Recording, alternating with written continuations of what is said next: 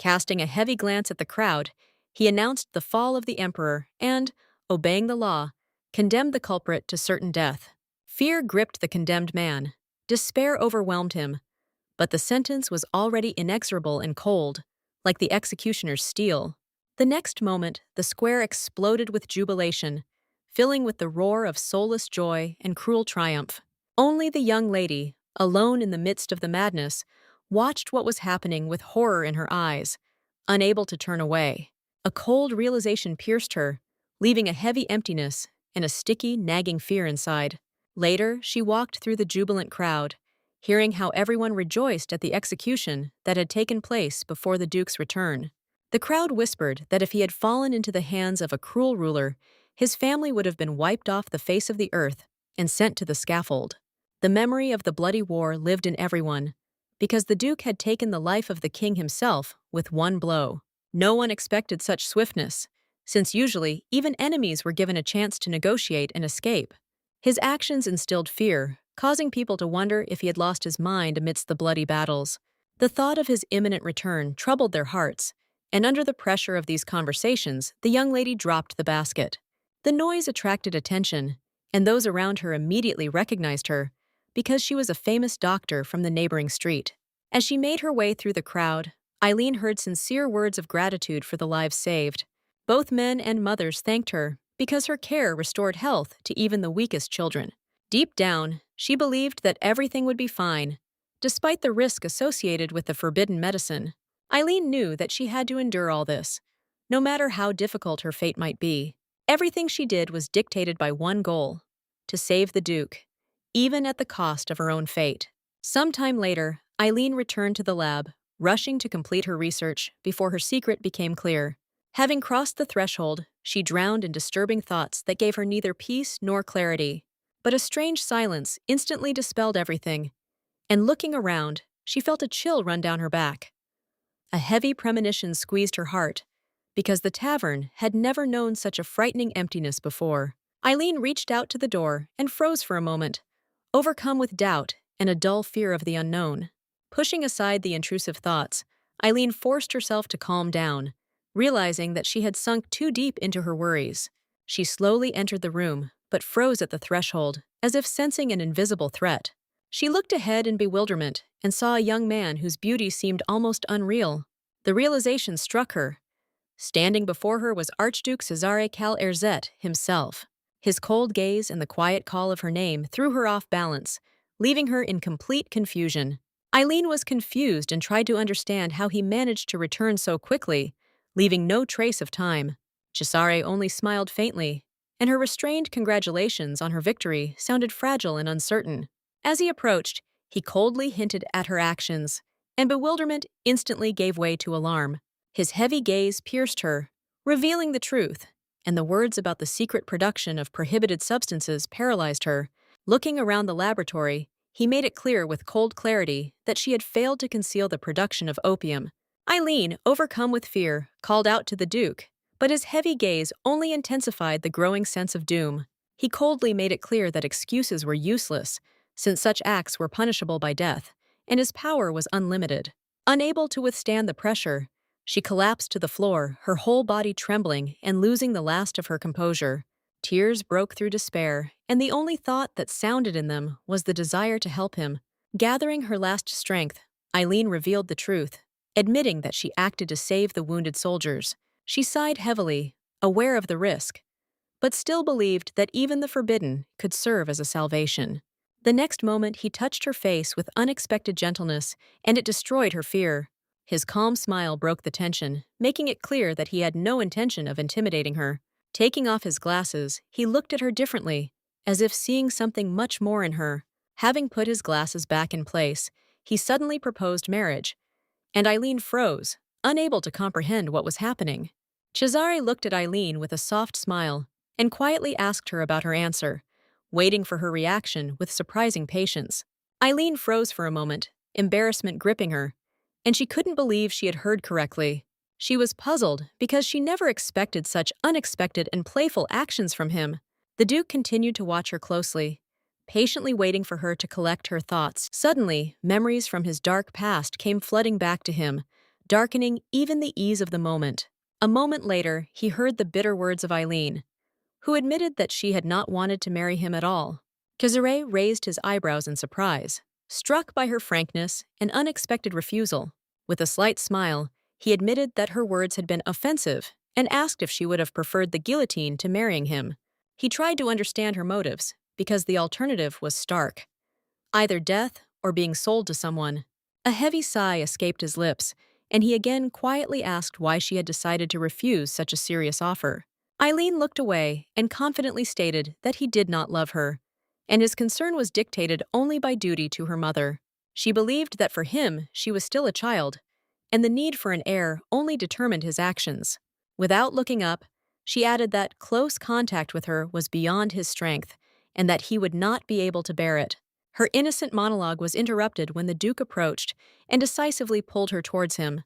A moment later, a passionate kiss left Eileen in complete shock, destroying her inner balance. After a few minutes of passionate kissing, Cesare slowly pulled away, leaving Eileen heartbroken and confused. He looked at her intently, waiting to hear her words, as if preparing himself for any answer. A cold look, tinged with sadness, entered his voice as he asked if she believed him. Roan turned to Eileen with a gentle smile, asked if she was okay, and informed her that the Duke had ordered her to be taken to the residence. The young lady looked thoughtfully out the window, but soon, embarrassed, she quietly turned to her companion. Without looking up, she admitted that the Duke had proposed to her, and the words sounded awkward. Rowan's calm reaction surprised her, as she had expected to see genuine surprise on his face. He merely noted that it was all obvious, given the threat of execution hanging over her. As he handed her the candy, he added that the Empire was clamping down on drug trafficking more and more harshly every day. Rowan calmly explained that the Duke had merely found a way to save her by choosing the coldest and most calculating path. Eileen was confused because she expected different motives, and these words echoed painfully in her heart. A quiet sadness filled her with the realization that she had become just a means in someone's deliberate decision. She understood that her connection with her mother made her fate significant, since execution would tarnish the Duke's name. The thought that anyone could have ended up in her place left a bitter and empty feeling in her soul. Eileen was deeply troubled by the thought of a marriage without feelings, but cold reality reminded her that she had no choice. Roan looked at her carefully, trying to understand what had pushed her to such a dangerous path. She only sighed, realizing that she had strived to be useful to the Duke at any cost. She had lived under his protection since childhood and knew how important strong medicines were during wartime. Suddenly, she became confused and wondered how he knew such personal details. Roan calmly admitted that he had learned everything during the investigation and noted that the Duke had done it to save her, albeit at a heavy cost. Eileen sighed heavily, feeling the weight of what was happening, and realized that she needed time to think about everything. She clearly realized that her father was capable of creating serious problems for the Duke and complicating the situation. Looking at her escort, she made it clear that he already knew about her difficult relationship with her father. At that moment, her gaze became intense, as his silence only increased her anxiety. A moment later, he seemed to come to his senses and still gave her a restrained answer, bringing the conversation back on track. Wanting to change the subject, he mentioned those who wanted to see her, and Eileen immediately perked up, thinking hopefully about the others. Roan listened to her with a gentle smile, assuring her that the soldiers were waiting to meet her and had already prepared gifts for her. At this time, the Duke was concentrating on sorting through documents, immersed in cold calculations. He clearly understood that everything was going according to plan, and this brought him a quiet satisfaction for her sake. Many years ago, a young lady wandered through a garden in tears, desperately trying to find her mother. Hearing a man's voice, she turned around in fear, not expecting to meet a stranger there. He immediately recognized her as his nanny's daughter and curiously called her Lily. She tried to explain, embarrassed and through tears, that this name was given to her by her mother, but was not real. Unable to bear the fear, she rushed towards him, and despair burst out in a helpless gesture. The girl trembled, remembering her mother's words that she couldn't leave, and the fear only increased her loneliness. But, distracted by the wondrous flower, she almost got lost. And the young man noticed with a soft smile that his mother was already looking for her. He lifted her easily into his arms, offering to go together, and his warm smile gave her peace of mind. Eileen slept quietly in her laboratory, detached from the world and oblivious to everything around her. A heavy sigh escaped her lips as childhood memories came flooding back to her mind. Now she realized that she should have sought protection from Roan, not from the Grand Duke. She remembered her mother's stern look, which had inspired in her the thought that she should not disgrace the prince's honor. The mother spoke of duty, reminding them that the Duke's family served the Emperor until their last breath. Eileen sighed heavily, realizing that she had no right to forget these words. She knew that the Duke was great, because in the struggle for the throne, he himself had put his brother on it. The thought of his nobility only increased the doubt as to how such a simple girl could become a duchess. Eileen knew that if her mother were alive, she would not have ignored this and would have insisted on a different solution. She clearly understood that someone like her was not worthy of becoming a duchess and could disgrace his name. The thought that she was capable of tarnishing the honor of a great man weighed heavily on her heart. Deep down, she hoped to find another way out and avoid the execution that was prepared for her. Eileen believed that she could preserve his honor without tying her fate to marriage. A glance out the window reminded her of the late hour, and she suddenly realized that her father had not yet returned home. A week later, Eileen wandered leisurely through the dark streets, dressed in men's clothing to hide her true identity. She was tense and worried, because her father had been absent for a whole week, and she decided to find him herself. Earlier, he had predicted with a fierce grin that the Duke would soon return, and this suggested something about the events to come. Eileen understood that her father was already making plans and was counting on hitting the jackpot based on the circumstances. With a joyful but mysterious smile, he told his daughter about the brief separation, and she was overcome with shock, not knowing his intentions. Eileen was worried, suspecting that her father had taken money from the Duke for the games, but she understood that he had offered something in return. She hoped to collect the remaining funds and at least partially correct the situation. The girl understood that she should not create any more trouble for the Duke. Calmly and carefully, she walked towards her goal, unaware that she was already being watched. Suddenly, the man tore her cap off, and at that moment, a young lady appeared before him. He looked at her with a lustful smirk, causing anxiety in her heart. Eileen turned around sharply, not understanding who was in front of her and what this person's intentions were. Young men mocked her, noticing her gloomy appearance, and approached, wanting to have fun at her expense. The young lady was overcome with fear, retreating and asking them not to come closer, stumbling as she walked. But the fall didn't happen. Someone managed to catch her from behind, saving her from hitting the ground. Eileen breathed a sigh of relief, although inside she felt a slight sense of confusion from the unexpected incident. The young man, holding it in his hands, glanced at his pursuers with a smile, clearly showing that he intended to deal with them. At that moment, the young men retreated, gripped by an icy fear, their gaze wavering before the stranger, whose presence pressed down like a thundercloud. His eyes flashed with rage. Contempt and cold determination were visible in them, because the very thought of encroaching on a defenseless girl caused a storm of anger in him. Eileen looked at the young man in amazement, and the next moment her heart sank when she recognized him and hastened to call out to him. Diego froze as if struck by lightning, because seeing her here, in such an inappropriate place, seemed impossible and alarming to him. At that very moment, he cried out, and confusion flashed across his face, revealing his inner confusion and a storm of conflicting feelings. The young men, taking advantage of the confusion, disappeared, dissolving into the anxious shadows of the alleys. They soon took refuge in a cramped establishment, where the knight, full of anxiety, BC, wondered how she had ended up there at such a late hour. Diego stared at her, holding back his anger, because in his soul he was already determined to find those who dared to disturb her. Eileen looked up timidly, and at that moment her heart sank as she quietly called out to him. She wondered with curiosity about the reasons for his appearance here, and Diego froze, confused by the surprise and unable to find an answer. For a while, he sat in a daze, going through his thoughts and trying to find words that would hide his awkwardness. He referred to his service, but Eileen was surprised, since such a place did not fit in with his duty. He felt awkward and ashamed, and her puzzled look only increased his inner turmoil and confusion. A heavy sigh escaped his lips, and his attempt to justify himself unexpectedly turned into a light laugh from his companion. Eileen looked at him intently, feeling that it was not the words that were more important now, But the disturbing truth, her thoughts were drawn to her missing father because the house had been empty for a week, and her heart told her the worst. Diego sighed heavily, avoiding an answer, and tried to change the conversation to something more calm. He offered a warm drink, but his gestures betrayed a hidden tension and uncertainty. Eileen reached for the mug, not paying attention to the contents, as if seeking support in this simple movement. He looked at her in surprise, realizing the changes because her gestures already showed an adult determination. Eileen set down her mug with a bang, the anxiety in her movements becoming almost palpable. She stared at him, feeling the truth slipping away and the answer hidden behind his silence. The suspicion grew stronger because there was a secret in his gaze, and he could not find the words to dispel her doubts. Her bewilderment grew deeper, and the silence between them seemed heavy and oppressive.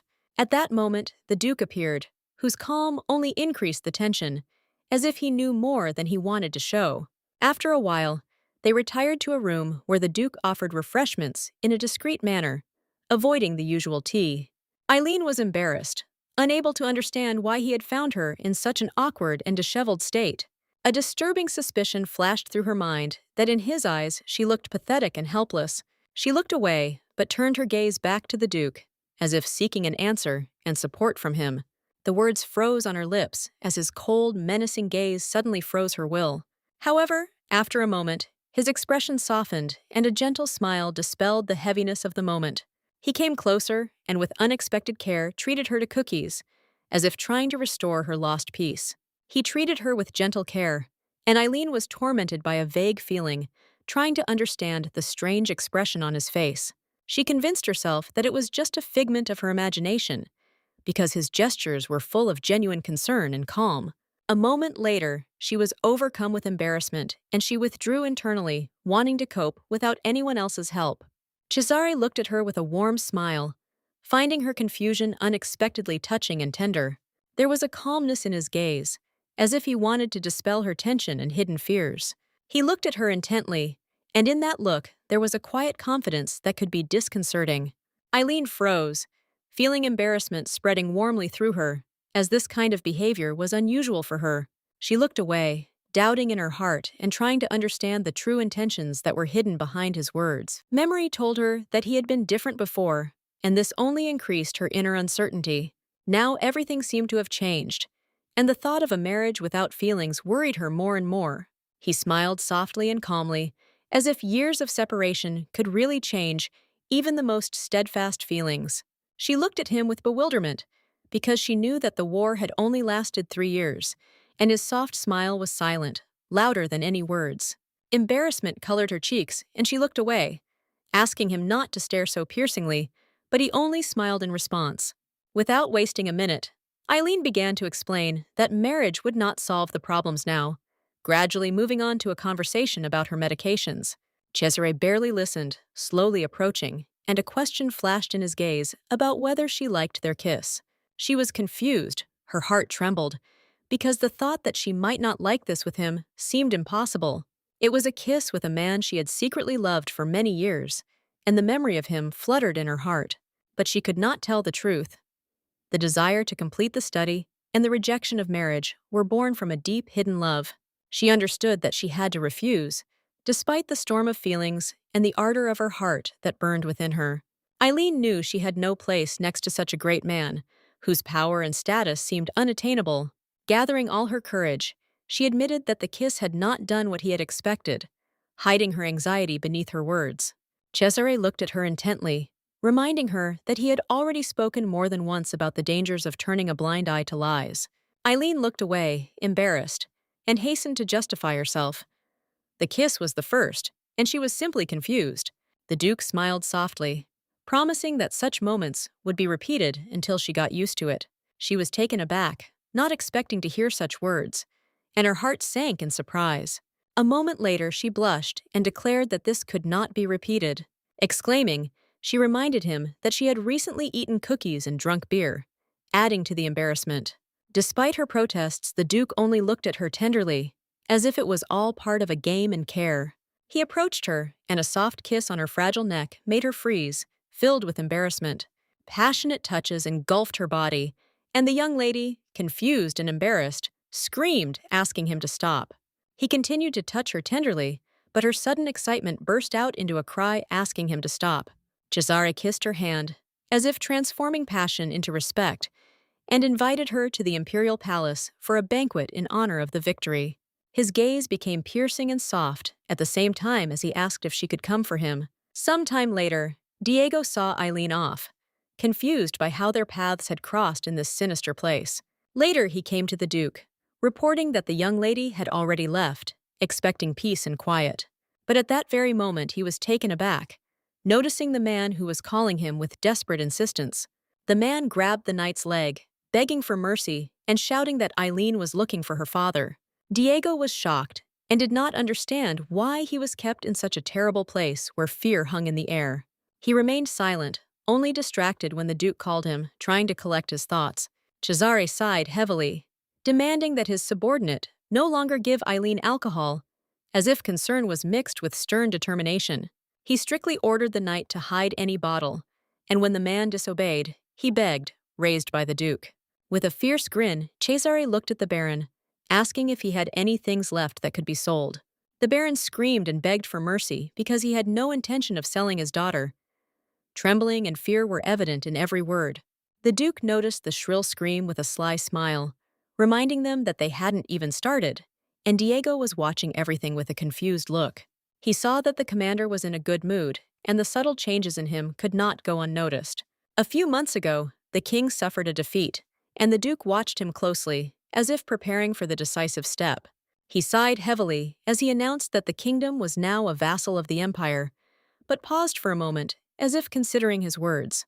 Suddenly, he burst into wild laughter, reminding them that 7 years had already passed, and his subordinates looked at each other in confusion, not understanding the point. With a satisfied grin, the Duke looked at the king and quietly whispered words of joy, as if celebrating his long-awaited return. His laughter filled the hall, and the king, frightened and confused, did not know how to react to such a sudden and daring display of power. In a hurry, he looked at the Duke and promised to give everything, but he did not want to listen, and at that very moment cut off his head. After some time, they returned to the empire, and the subordinates discussed what the king could contribute to the state. The Duke did not listen to them and declared that he was going to marry Eileen, leaving the young people in complete shock and immobility. They understood that this was too much for her, but Cesare firmly said that this was better than the guillotine. Any other outcome was unacceptable. At that moment, he sighed heavily, looking into the distance, and promised that he would not allow history to repeat itself again. Meanwhile, he dealt with the Baron with a fierce grin, condemning the attempt to sell his own daughter to foreign interests. The next day, the young lady made her way through the noisy crowd, eager to see the Duke at the victory parade. Eileen was momentarily taken aback and froze as she heard a sudden loud cry that cut through the noise of the city. Moments later, she noticed the honorary knights returning from the parade, their steps sounding solemn and majestic. All around, the enthusiastic cries of people could be heard, praising the Duke and his glorious deeds. Eileen froze again, amazed when among all the figures she saw the majestic Duke, like the embodiment of strength and power. For a moment she watched him with bated breath, unable to take her eyes off his majestic figure. Eileen saw how the Duke was dazzling, shining brighter than everyone around him, like the sun among the shadows. After a moment, she made a decision and decided to return to her laboratory, hiding her emotions and confusion. But a moment later she turned around, feeling someone approaching her, and her heart began to beat faster. The Duke, with a soft and gentle smile, looked at her and, as if sensing her thoughts, handed her a beautiful flower. Everyone around froze, amazed by the romantic scene, and watched intently this quiet magic of the moment. All present watched with admiration as the Grand Duke presented the flower to the young lady, confessing his hidden feelings to her. At that very moment, Eileen felt a multitude of curious and piercing glances on herself, because everyone was wondering to whom the Duke had dared to give a flower. She held her breath as she looked at the Duke, her heart beating fast, and confusion and fear filled her under the close attention of the crowd. Meanwhile, from afar, the young lady watched this lively and enchanting scene, sensing its magic and uniqueness. After some time, Madame hurried around the room, realizing that there was little time left before the banquet, and Eileen needed to prepare her outfit as quickly as possible. She knew that she would have to carefully select her clothes and style her hair beautifully so that the young lady would look worthy of the event. Eileen was agitated and did not understand why the Duke did such an act, because he probably knew how the capital would react. She remembered how proud her mother had been to become the Duke's nanny, instructing her daughter to always support him and be at her best. The lady looked at her daughter with a fierce grin, advising her to hide her ugly eyes, as if warning her against unnecessary attention.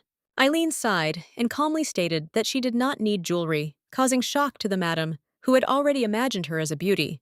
A moment later, Eileen looked coldly at her companion and asked for help with her outfit, hiding her inner excitement. After some time, the young lady finally attended the banquet, listening to the whispers of the aristocrats who were trying to unravel her true origins.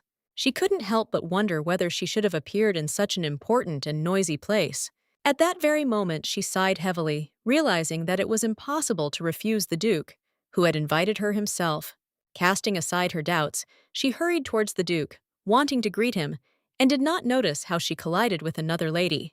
She apologized hastily for her awkwardness, blushing and trying to hide her embarrassment. But as soon as she met the lady's gaze, her heart sank, and the world around her seemed to dissolve in the radiance of her unrivaled beauty. Some time ago, a man with a slight smile told Eileen about the news that the Emperor had announced his engagement to the Duke's daughter. It was whispered everywhere that the princess secretly dreamed of another young man, and the thought of an alliance with the Emperor sent a chill through her. Her soul burned with the desire to lure the Grand Duke into her nets, playing with fate like a master manipulator of light and shadow. Eileen stared at the girl for a moment, as if her image was a fusion of mystery, strength, and breathtaking magnetism. In an instant, reality returned, and she nodded welcomingly to the princess with a soft smile, as if the world around her had taken shape again. But as soon as she was about to speak to the princess, young aristocrats rushed towards her, flattering her with smiles and shining eyes. They whispered, acknowledging her greatness, for she had long been called the Lily of the Empire, although one of them surpassed them all in her beauty. Suddenly, Eileen remembered how her mother affectionately called her by this nickname, and how the Duke repeated the same name with a gentle smile. Now she realized that the title Lily was more suitable for the young princess, whose grace and beauty eclipsed all expectations of those present. The young lady, noticing Eileen for the first time, approached softly, studying her gaze with slight curiosity and hidden interest. The princess, with a cheeky grin and barely concealed contempt, fixed her gaze on Eileen, as if assessing every feature of her face. A moment later, she pointed to the young lady to whom the Duke had given a flower during the procession, and Eileen was dumbfounded with surprise and excitement. The aristocrats' gazes pierced her, full of condemnation and hidden envy, and their whispers subtly emphasized their doubts about her beauty, like knives. At that very moment, the princess stood up to defend the girl, her voice sounding decisive, driving away the rudeness of her companions and defending the honor of the young lady. She reminded everyone that the Duke does not ignore those in trouble, and that the girl is under his attentive and noble patronage. The princess understood that these words could bring difficulties to the kind-hearted Duke, but her heart demanded justice and protection of the weak. The princess studied those present with a sharp and determined gaze, demanding that they offer a sincere apology to the young lady, as if defending her honor. At that moment, the young aristocrats hastened to bow their heads and apologize to Eileen, their embarrassment reflected in their cold smiles. Eileen watched the princess with slight bewilderment, not understanding the strangeness of her behavior, as if the world around her had instantly changed and become alien.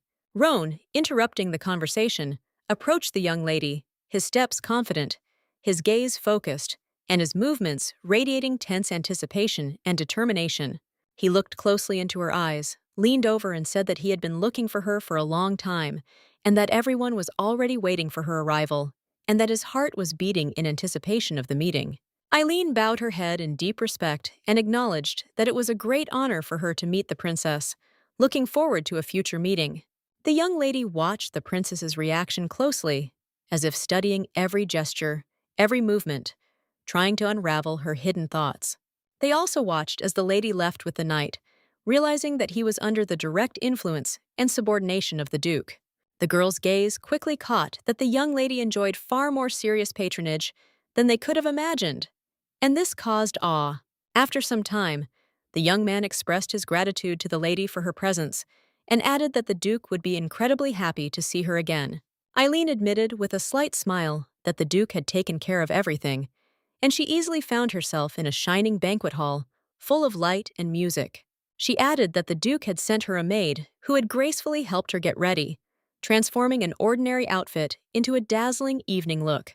A heavy sigh escaped her as she admitted that she slightly regretted turning down help with the projectile, feeling too conspicuous.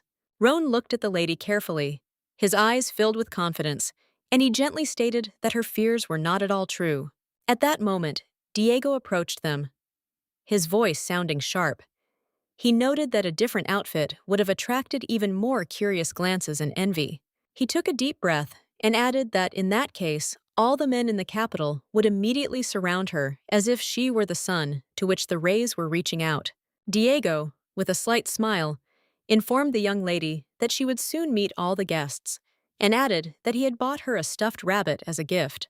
Eileen thanked him warmly, but at that very moment, the young people, hearing a familiar voice, consoled her, filling the air with joyful bustle and laughter. The knights looked at the young lady with genuine joy, amazed that she was there after everything that had happened, as if a miracle had come to life before them. They surrounded her, each dreaming of dancing at least one dance, and quickly wrote their names on the dance cards, competing with an invisible passion. Roan noted with a joyful smile that the young lady's card was completely filled out, and the atmosphere of the ball was filled with cheerful energy and festive light. Eileen looked at the card with slight bewilderment, noticing that the first line was left blank, and a feeling of strangeness washed over her slightly. Roan announced with a gentle smile that they had arrived at the greenhouse, inviting her to take a closer look at the rare, previously unseen plants and flowers. She hurried inside, immersing herself in the atmosphere of green coolness, when the knight quietly remarked that he needed to return back to the noisy ballroom. Roan looked away in her direction, assuring her that she could explore the greenhouse in peace, enjoying each unusual plant and enchanting aroma. He then added that the return journey should not present any difficulties, and Eileen was puzzled as to what exactly he was talking about. A moment later, she entered the greenhouse and, looking around, noticed that every corner had changed, as if the place was breathing new life and mystery. Thanks to the young Duke, she spent almost every day here, feeling how the green coolness and the scent of flowers calmed her troubled heart. She knew that the greenhouse was a refuge where one could forget all one's worries, dissolving in the rustling of leaves and the glow of rare plants. Moments later, she cast aside all her disturbing thoughts when she heard the Duke, who noted with a gentle smile that this place was always in her heart and gave her peace. He smiled affably, adding that he had been waiting a long time for her arrival, and his voice filled the greenhouse with warmth and quiet joy, like light shining through the leaves. A moment later, the Duke came closer to the young lady, and she froze, amazed, not understanding why such a great man was here among the plants and flowers. A moment later, the young lady was taken aback, realizing that she had made a mistake and had not greeted the Duke, and her heart sank with slight anxiety. At that moment, she bowed low and congratulated him on his victory, feeling a surge of excitement and at the same time timid pride in her chest. Looking away, she noticed his perfect face and radiant smile, which seemed to illuminate the entire space around her with warmth. The Duke bowed back, softly thanking her for her kind words, but the calm and grace of his movements made her even more embarrassed. Eileen sheepishly asked if she had made a mistake, since the habit of strict formalities had not yet had time to fully take hold. He smiled, assuring her that she had done everything correctly, and then carefully reached for her wrist, where a small piece of paper with notes hung. Cesare, with a beaming smile, wrote his name on the first line of the sheet of paper, declaring that now she was obliged to give him a dance, a look full of mischief. A moment later, he handed the piece of paper back, and Eileen felt a slight thrill, her heart beating faster at the unexpected invitation. She was taken aback when she saw his name in the front row, and Cesare, with a slight surprised smile, asked if something was bothering her or not. Eileen blushed for a moment, embarrassed, and admitted that she never expected him to dare ask her to dance, as if the world had turned upside down. She timidly admitted that she was not strong in dancing and had never had real lessons. Embarrassment and slight anxiety were mixed in her gaze. Cesare, with a gentle smile, assured her that there was no need to make mistakes because he had given her his first dance lesson, and his care warmed her soul. She remembered stepping on her own feet, trying to stay awake, and how every little thing in class felt like a test of her patience and perseverance. Even with his busy schedule, he made an exception for her, showing that her presence and success were most important to him. After this, the mother became furious, accusing her daughter of wasting the Duke's precious time on lessons, and the punishment followed without mercy. Madame was furious because her daughter still did not know her place, and Eileen, trembling with fear, barely holding back tears, begged for forgiveness, losing confidence. Memories washed over her, but the Duke touched her face, gently bringing her back to reality, and with quiet attention inquired about the depth of her thoughtfulness. She drew back sharply, embarrassed by the closeness, and hastily remarked that he should return to the ballroom, where he was undoubtedly already expected. Eileen had anticipated this beforehand, but he only smiled, allowing himself a little time to enjoy the rare plants and the tranquility of the greenhouse. Then the Duke noted that a flower had recently been delivered from the east, and a genuine curiosity flashed in his gaze, as if a new secret was being revealed to him. Cesare, looking into the distance, noted that the young lady had not been here for a long time, and suggested that she take a walk, allowing her feelings to revive again. After some time, she finally decided to ask what kind of lily he had given her, and a quiet, barely perceptible excitement sounded in her voice. She sheepishly admitted that she had not dressed up properly, despite his generosity, since he had previously given her an exquisite and dignified outfit. With a quiet sigh, she was about to give up the dance, but the words disappeared when the long-awaited plants opened up before her, beckoning with their beauty. Eileen looked at the beautiful flower with genuine joy, forgetting about everything around her, as if it was here that her heart found peace and light. She knew everything about the flower and understood its hidden power, and the Duke, with a slight smile, asked if she really liked such plants.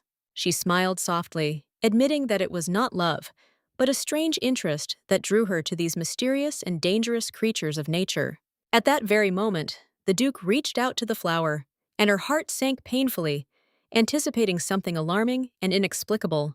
She was taken aback when he tore it off, and something changed in his face for a moment, as if he had distanced himself, disappearing behind a thin curtain of other people's thoughts. Eileen stood frozen in shock, unable to understand his actions, and desperately tried to stop him, begging him to let go of the flower, which was full of hidden threats. She was puzzled, realizing that he could damage the fragile flower with alarming ease, and this filled her with alarm and vague unease. A moment later, the Duke came to his senses and carefully released the flower, as if awakening from a strange obsession that had taken hold of his mind. He sighed heavily and apologized, admitting that he hadn't been himself lately, and his voice sounded tired and filled with hidden pain. She tried to find out what was troubling him, but in response, she received only vague hints that left more questions than they answered. At that moment, he sighed again and admitted that thoughts were tormenting him, because the danger hanging over her almost led to a tragic outcome. Eileen understood the gravity of what had happened, but she couldn't help but think that he had never allowed his feelings to control him so harshly before. She tried to understand what had changed him over the years, but her thoughts were dispelled when he calmly announced that the wedding would take place in a month. He did not want to rush, but events forced him to make a decision. Then Eileen anxiously objected that there must be another way to save himself from death. She, despite his generosity, insisted that marriage was not the only way out, and there was confusion in her voice, mixed with quiet despair. While the words were still ringing out, he looked around and suddenly realized that they were being hunted, after which he suddenly pulled her close to him, hiding her from the threat. Eileen looked at the Duke in bewilderment, not understanding what was happening, and Cesare only held her tighter to him, hiding her from the invisible threat of the mercenaries. Cesare glanced around at those present with a cold, almost insolent grin, and gently asked his companion to close her eyes for a moment, as if protecting her. After some time, the young lady hurried back to her comrades, her movements betraying anxiety, and her heart still beating unevenly. In a hurry, she asked if she was late, and if all the dances were already taken, her voice trembling, mixing hope with slight excitement. Diego noted with a satisfied smile that she hadn't made it in time, adding with mocking lightness, "Did she really seriously think that they would wait for her?" Miguel, trying to contain her rage, couldn't bear it any longer and broke into a muffled curse, her gaze flaring up like a flame hidden behind a cold mask. At that very moment, the young people were taken aback when the silence was broken by a dull roar that echoed throughout the hall and made their hearts clench anxiously. They turned around, peering into the distance where something alarming was happening, and the air around them seemed to thicken, filling with a heavy and oppressive tension. Entering the banquet hall, the Duke cast a searching glance at everyone and coldly made it clear that he took what had happened as a congratulation on their victory. He grinned fiercely as he noted that their methods remained the same and all too predictable, and his appearance caused those present to freeze in silent fear. Cesare, with a fierce grin, made it clear that he appreciated their concern and would soon repay it 100-fold, and a menacing determination flashed in his gaze. He cast a cold glance at everyone and hinted that they should eagerly await his future answer, hidden behind a veil of dark intrigue. Eileen looked at her companion with a soft, almost carefree smile, inquiring about his attitude towards books, as if not noticing the alarming change around her. She enthusiastically recalled the work she had recently read, preparing to enjoy the exquisite tea that filled the air with the subtle aroma of comfort. However, Cesare suddenly stopped her, carefully but decisively taking away the cup of hot tea, and in this gesture there was a hidden wariness. At that moment, the young Duke glared at the man and coldly made it clear that he was obliged to drink the contents of the cup without delay. Realizing the inevitability of punishment, the man fell to his knees, admitting his grave sin and desperately begging for mercy, his voice trembling with fear. The Duke remained adamant, his gaze merciless, and he again pointed out that he should carry out the order and not seek salvation in prayers. At his sign, the knight forced the man to drink the tea, and a moment later the body went limp, deprived of life, as if the thread of his fate had been broken. Cesare looked at the lifeless body with indifference and, sighing heavily, noticed that he regretted the loss of the cup much more than what had happened. At that very moment, he looked at his companion with a satisfied smile and announced that they were not destined to drink any more tea today. The pleasure had ended prematurely, but a moment later he was taken aback, noticing the young lady, who was trembling with fear, and her eyes reflected the full depth of the horror she had experienced. She looked up at her companion, seeing bitter tears in his eyes, which only increased her inner turmoil and anxiety. Finally, she couldn't contain her emotions and burst into tears, admitting that the overwhelming fear almost broke her fragile heart. At the same time, the young lady lay quietly on the sofa, pondering every moment of what had happened, as if trying to fit the chaos into a logical chain. She was shocked to realize that those who had previously tried to kill the Duke had made a threat again, and that his actions were merely in brutal self-defense. Eileen knew his methods were cruel, and it pained her to realize how difficult it was for him to go through something like that, and she could not protect him in the slightest. A moment later, the young lady slowly picked up the small box, feeling a slight heaviness of excitement, as if she was holding a whole world of hopes within it. Opening it, she peered intently at the elegant watch intended for the Duke, and her heart filled with quiet anxiety and anticipation. But that day, he took her by surprise with an unexpected question about marriage, and her mind was momentarily lost between joy and confusion. She sighed quietly, realizing that she hadn't even had time to present the gift, and in that moment, a slight sadness and regret about the awkwardness were mixed. A moment later, the lady was taken aback by the sound of a familiar voice, and her heart sank, as if she had a premonition that something important was about to happen. When she went outside, she noticed that her father was not at home and timidly asked the man who he was, her voice trembling with slight anxiety. The man glanced at her with a grin and asked if it was Eileen herself in front of him, and she confirmed this with bewilderment, slightly embarrassed. At that very moment, he grabbed her, not hiding his cheeky smile, and declared that the Baron was right. Her eyes were truly captivating and enchanting.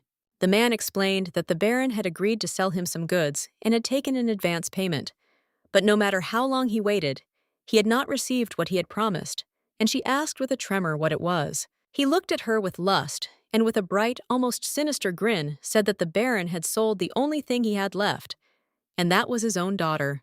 Taunting the young lady, he declared that she was now sold to him and officially became his bride, leaving her confused. He noted that, apparently, she knew nothing about this, but warned that she would have to prepare because in a few days she would become his wife.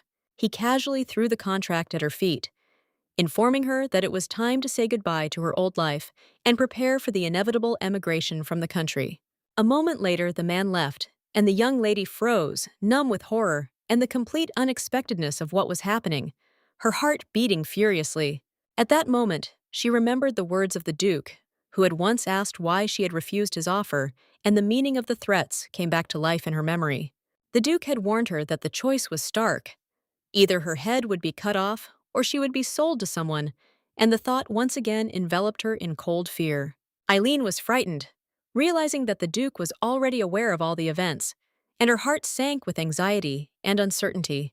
Sonio served her tea, noting with slight resentment that her arrival was too late, and a barely noticeable sadness flashed in his gaze. She sighed quietly, explaining that she had been extremely busy and timidly apologized for the delay, feeling slightly embarrassed and responsible. The lady inquired where the Duke was now, and the butler, taken aback, apologized, admitting that meeting him would be difficult and would require patience. He apologized again for the long journey, but she understood that the Duke was not to blame, because his duties and affairs left little free time. She noticed a slight confusion in his gaze and wondered if he had received some secret assignment from the Duke that was causing her confusion. The man asked her to wait a little with a gentle smile, explaining that he wanted to bring a cake from the new shop, and a flicker of concern appeared in his eyes. She responded with a slight smile and settled down to wait, trying to remain patient even though her heart was pounding anxiously with excitement. A moment later, Eileen approached the window, her eyes shining with excitement and slight fatigue after her quick arrival at the Duke's estate. Sighing, she realized that the Duke was not the kind of person to meet just like that, and this realization weighed heavily on her thoughts. She was aware of her own stubbornness and short-sightedness, realizing that the Duke might find her behavior strange and stupid. Anxiety about the future was flaring up inside her because she had been sold, and now she was forced to marry against her will, and this scared her to the depths of her soul. She understood that she would soon leave the country and forever lose the opportunity to hear even one word about the Duke, and her heart sank with anxiety. But a moment later, all her thoughts vanished when the Duke appeared before her, asking attentively what had happened and why she was so upset. Eileen sighed heavily, gathering her courage, and admitted that she would like to give him a small gift, her heart trembling with excitement. The Duke was taken aback, not expecting such a gesture, and froze in place when Eileen handed him a neat little box with a slight smile. With a timid, gentle smile, she explained that the gift was nothing special, but was nevertheless prepared with sincere thought and warmth. She added hastily, and with a little nervousness, that the watch had to suit him. But if he suddenly didn't like it, he was under no obligation to accept it. Cesare looked at the young lady with a soft, almost playful smile, pressing the watch to his heart, and admitted that he liked it immensely. She was so struck by his words and sincere emotions that she could not hold back her tears. And at that very moment, she burst into tears quietly and unexpectedly. Breaking into apologies, she timidly asked for forgiveness, and Cesare, slightly surprised, looked at her and asked why she was worried. Eileen sheepishly admitted that she had burst into tears in front of him like a little girl, her voice trembling with a mixture of shame and excitement. The Duke merely responded with a gentle smile, without saying a word, and in that silence there was warmth and care that warmed her soul. Approaching her with barely noticeable caution and tenderness, he said that he could not be angry because her tears made him soft and patient. He understood perfectly well that he had originally intended to be more strict with her, but his heart softened with every glance at his companion. He noted that she had not yet made her debut in society, and her father was planning to sell her to some decrepit old man from a distant country. He was clearly puzzled because she refused to marry the old man, and this persistence kindled a barely concealed anger in him. She sighed heavily and timidly asked for forgiveness, but such words only increased his irritation, although he tried to hide it. Cesare looked closely at his companion, trying to grasp her thoughts, and asked if she really intended to marry the old man. Eileen didn't respond with words, just shook her head, And Cesare responded with a soft, warm smile, full of tenderness and understanding. He asked her with a keen gaze what they should do now, and she timidly admitted that she didn't know, causing him to grin fiercely and become determined. Cesare pulled her close and declared that she must marry him, and the question hung in the air, weighing on her mind and heart at the same time. She was puzzled, asking herself why the Duke had not told her the whole truth, if he himself had known for a long time what was happening, and anxiety overwhelmed her. She knew she had to find the answer herself, but invisible threads seemed to be entwined around her body, squeezing and holding her, preventing her from moving freely. Eileen knew that, despite all the anxiety and fear, these invisible threads were the only protection that could save her from certain death. She sighed heavily and admitted that she agreed, and Cesare looked at her with a gentle smile, glad that he had finally heard the long-awaited words. Eileen's face changed quickly, and looking straight at him, she firmly declared that she would marry him, leaving no doubt about her decision. The Duke was clearly pleased with what he heard, and at the same moment, she timidly asked if he could open the laboratory for her, where research was in full swing. Eileen spoke with a slight trepidation about becoming a duchess, who would only be a burden to him, and her words sounded with a touch of humility and honesty. She explained that she wanted to complete her studies before fully devoting herself to her new responsibilities, while maintaining her passion for the time being. After completing her work, she promised herself never to touch dangerous drugs again, so that her new duties would not be jeopardized. Cesare looked at her silently and only tenderly pressed his lips to her cheek, conveying all his passion without a single word. Eileen was at a loss, her heart was fluttering, and she timidly asked for a little time to collect her thoughts and calm down. But he didn't listen. He only pressed her closer to him, and the passion of their kiss enveloped them, making them forget about everything around them. After this, the Duke, with a satisfied, almost playful smile, announced that he would open the laboratory to her only after they became husband and wife. After some time, they walked through the narrow alleys of the city, and Cesare, with a satisfied smile, declared that now his companion would be with her husband everywhere. She understood that she had not yet become his wife, but her heart fluttered, and it was clear to her that the outfit had not been chosen in vain. The Duke noticed that her glasses were attracting a lot of attention, and although Eileen was blushing with embarrassment, inside she felt a joyful excitement and warmth. Cesare came closer to the lady and gently stated that she should raise her head, but Eileen sheepishly admitted that she was not used to showing her face without glasses. The Duke carefully lifted her into his arms and whispered with a slight smile that if she didn't raise her head, she risked hitting something. Eileen was confused and at a loss, as she did not understand why he was behaving so openly, especially given his fame and reputation. After some time, they visited a gambling house, where the young lady noticed young people having a carefree time in a noisy atmosphere. Her gaze lingered on the dancers, who performed their movements with grace and confidence, not hiding their smiles or their dexterity. Eileen noticed that the atmosphere in the gambling house was unusually lively. Every corner was shining with light, laughter, and whispers of customers. She looked into the distance, as if enchanted, sensing a completely different world around her. And only after a moment, her gaze stopped on a familiar person. Some time ago, that girl approached her with a request to find a medicine that could dull the pain and give her a quiet, serene departure. She looked at Eileen with a saddened expression, admitting that she wished she were not afraid of death, and there was a deep longing in her eyes. But now Eileen saw the same girl in a completely different way, full of life and confidence, as if the past had disappeared along with her fears. Marlena, humming a melodic composition, glanced at the crowd and suddenly noticed a familiar lady, causing Eileen to quickly hide her face. A moment later, the young lady continued singing, her voice filling the hall with a light magic, captivating everyone who listened to her performance. The Duke noted with a smile that the song was quite funny, and Eileen recognized it from the very first lines. Her heart filled with unexpected warmth. He asked his companion if she knew this melody, and Eileen, taken aback, hastily declared that this was not the case at all. At that very moment, Eileen reached out to the Duke, offering to find her father together. They left, and the young singer watched them closely with displeasure.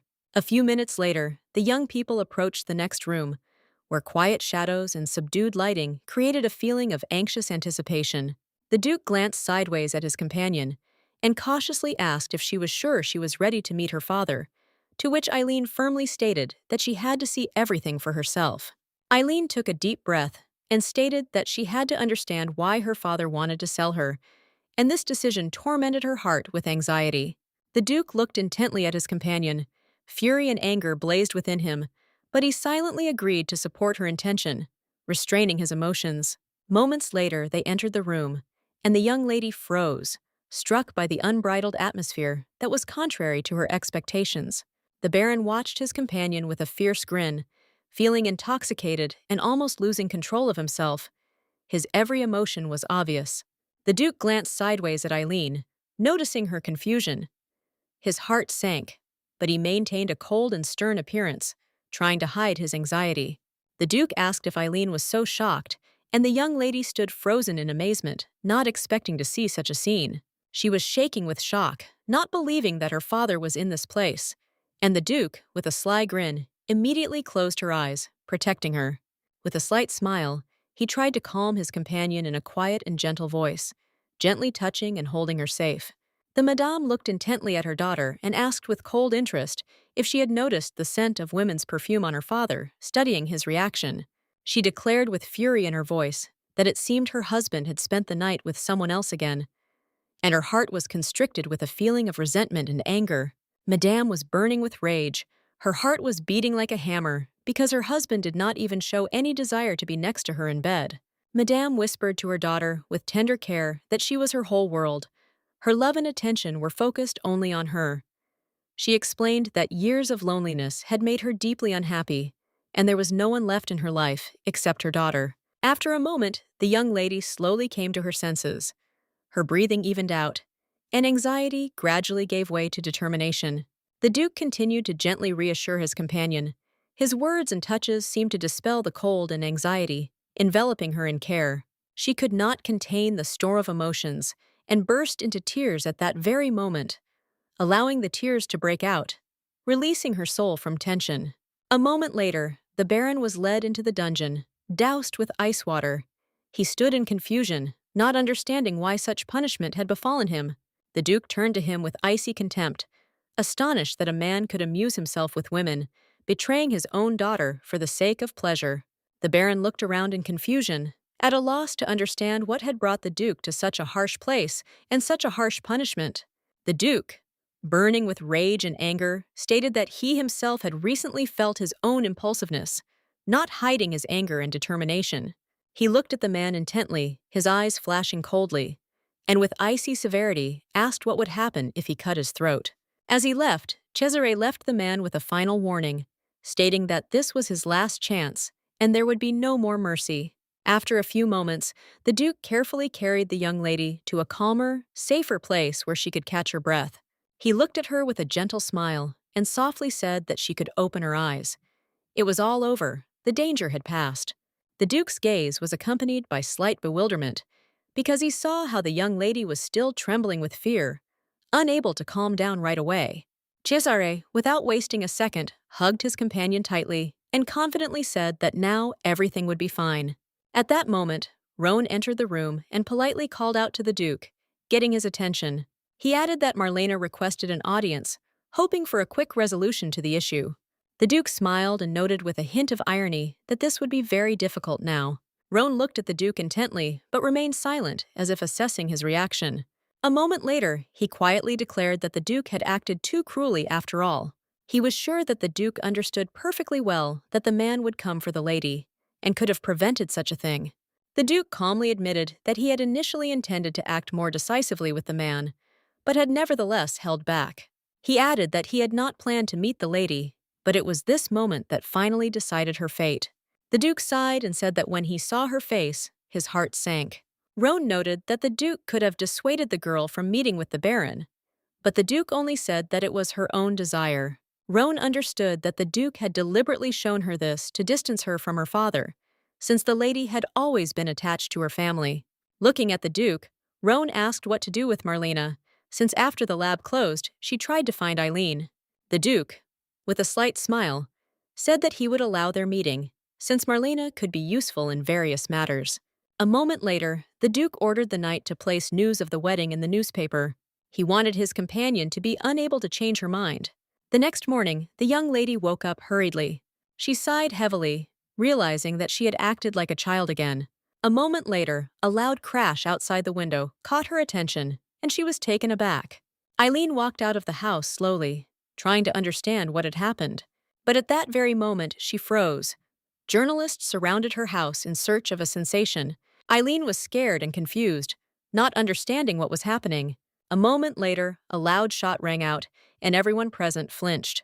Miguel glared at the crowd, and they froze in horror. She angrily demanded that they be silent immediately, because their screams were frightening her mistress. Eileen shrank back in sticky horror, finding neither meaning nor support in what was happening around her. The next moment, her gaze flickered and fell on Miguel's figure, as if it were her only hope.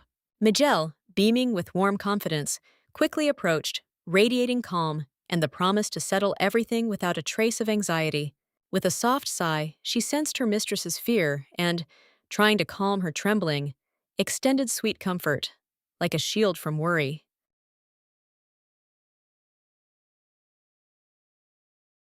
But a sudden cry cut through the air, and the young lady froze, gripped by a new round of confusion. Marlena burst in with a rush, bringing with her an air of force and undeniable determination, backed by the authority of the Duke. After a while, the ladies were engaged in a quiet conversation, covered in a soft shadow of comfort and restrained excitement. Eileen, overcome with anxiety, peered at her friend, trying to grasp the reason for her hasty appearance. Marlena, barely containing her trepidation, brought news that made the very space seem thick with anticipation. With trembling fingers, she opened the newspaper, not hiding the storm of feelings that overwhelmed her heart. In a matter of moments, the young lady realized the truth about her unexpected alliance with the powerful Duke. Shock gripped her, as the secret's swift revelation was beyond her expectations. However, a slight embarrassment touched her, a barely noticeable shadow sliding across her feelings. Marlena, looking at her, called out to her impatiently, trying to understand the reason for what had happened. Her gaze was filled with anxiety, born of a desire to protect her friend from hidden danger. Eileen responded with a look of amazement, in which a strange dark mockery flickered. With a heavy sigh, she made it clear that something like this would take time, leaving a heavy sense of anticipation in the air. Eileen set a deadline of 1 month, requiring regular visits to the lab for cold, careful observation. She insistently reminded him to see a doctor, because the possible consequences were fraught with a serious and subtle threat. The month dragged on slowly, meetings filled with empty words, devoid of true meaning and warmth. Marlena was amazed as she watched the humble pharmacist serve up exquisite sweets with his usual ease. Eileen indifferently spun monotonous stories that lacked any spark or lively interest. And yet, through her boredom, she accepted this care, allowing it to quietly warm her heart. Over time, the tedious inspections became a strange anticipation, filling the days with a quiet and almost forgotten meaning. Thanks to one lady, a fragile desire to live was reawakened in my soul, barely flaring up. Marlena was relieved to realize that her friend had given her back the sense of life she had lost. Eileen looked at her closely, insisting that the choice to become a duchess was her own. She admitted her guilt, knowing that the Duke had covered up the traces and relieved her of heavy debts. With a quiet sigh came the memory of the offer that changed her destiny forever. Marlena looked at her friend with concern, doubting the truth of her choice. The conviction grew stronger in her thoughts that everything was dictated by the will of the Duke, which was beyond Eileen's naive understanding. A heavy sigh accompanied the thought that there was not a drop of humanity in the Duke. The Emperor approached the Duke with a slight smile, noting the changes in him. Leon, lost in thought, recalled the previous words about the misfortune next to him. The Duke acknowledged the changes that had matured over 7 years of reflection, causing the Emperor silent bewilderment. The idea of meeting the lady before the wedding arose suddenly, because they were connected by twin kinship. The Duke accepted this calmly and revealed his plans, hidden behind his reserved confidence. Leone was tormented by anxiety, not finding an answer to how everything would be settled in the affairs of the empire. Cesare just smiled, hatching a plan in which a trap would solve everything at once. The Emperor sighed, feeling how his brother's words became more and more vague with each passing day. He peered closely at his brother, trying to detect any alarming changes in his appearance. Cesare sighed heavily as he felt his mind slowly slipping out of control. He shared hidden worries that were quietly eating away at him from the inside, leaving a dull heaviness. His thoughts became darker, instilling fear that without marriage, he would lose the last of his self-control. After some time, the young lady said goodbye to her friend, taking with her the weight of what she had heard. Her heart sank with excitement, because the image of the Duke's cruel reprisal clearly appeared in her memory. With a heavy sigh, she felt his frightening ruthlessness and cold precision in every action. In her imagination, he seemed like a demon hidden under a flawless human shell. Marlena became increasingly convinced that the Duke skillfully hid his true nature. Eileen responded with a soft smile, showing that she had long known the truth, having lived next to him. The thought of separation and exile abroad echoed in her with a quiet and inevitable pain. And yet, through her anxiety, her heart was filled with bright relief and deep love for the Duke. Marlena looked after the young lady for a long time, lost in conjecture about the hidden bonds between them. Soon Eileen was immersed in the newspaper, where the Duke's announcement had shaken the world. Embarrassment gripped her, because the thought of a quick marriage seemed almost unrealistic, but the sudden noise of an approaching carriage interrupted the flow of her restless thoughts. The appearance of the young man with an insistent demand for an immediate meeting with the Duke caused surprise. Eileen looked at him carefully, recognizing familiar features in his appearance. Some time ago, the Duke, with a slight smile, promised that he would never send a stranger to her. He said that whoever came would be a familiar face, instilling a sense of security. That's why he warned her not to follow strangers, but to be careful. Eileen understood the wisdom of these words and, with a smile, promised to quickly change and return. But the young man had no intention of waiting. Instantly grabbing her hand, he stopped the movement. Fear gripped her because she did not understand what was happening, and he abruptly informed her that there was no time to delay.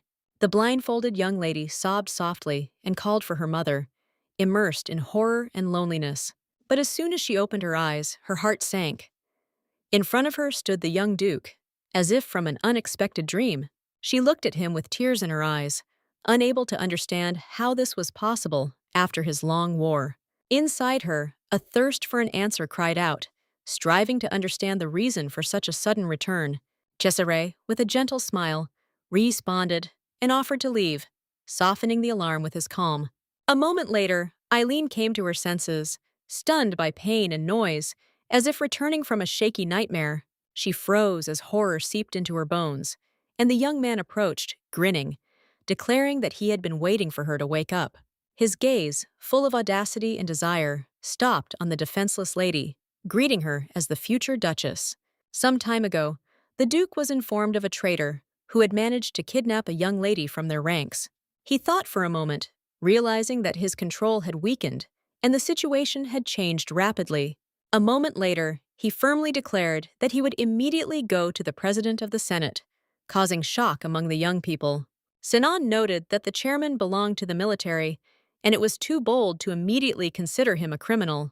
The Duke clarified that it was not the Marquise who was guilty, but his son-in-law, who was involved in the secret distribution of drugs. He added that the drugs on the streets were his son-in-law's doing, leaving Diego in complete shock and bewilderment.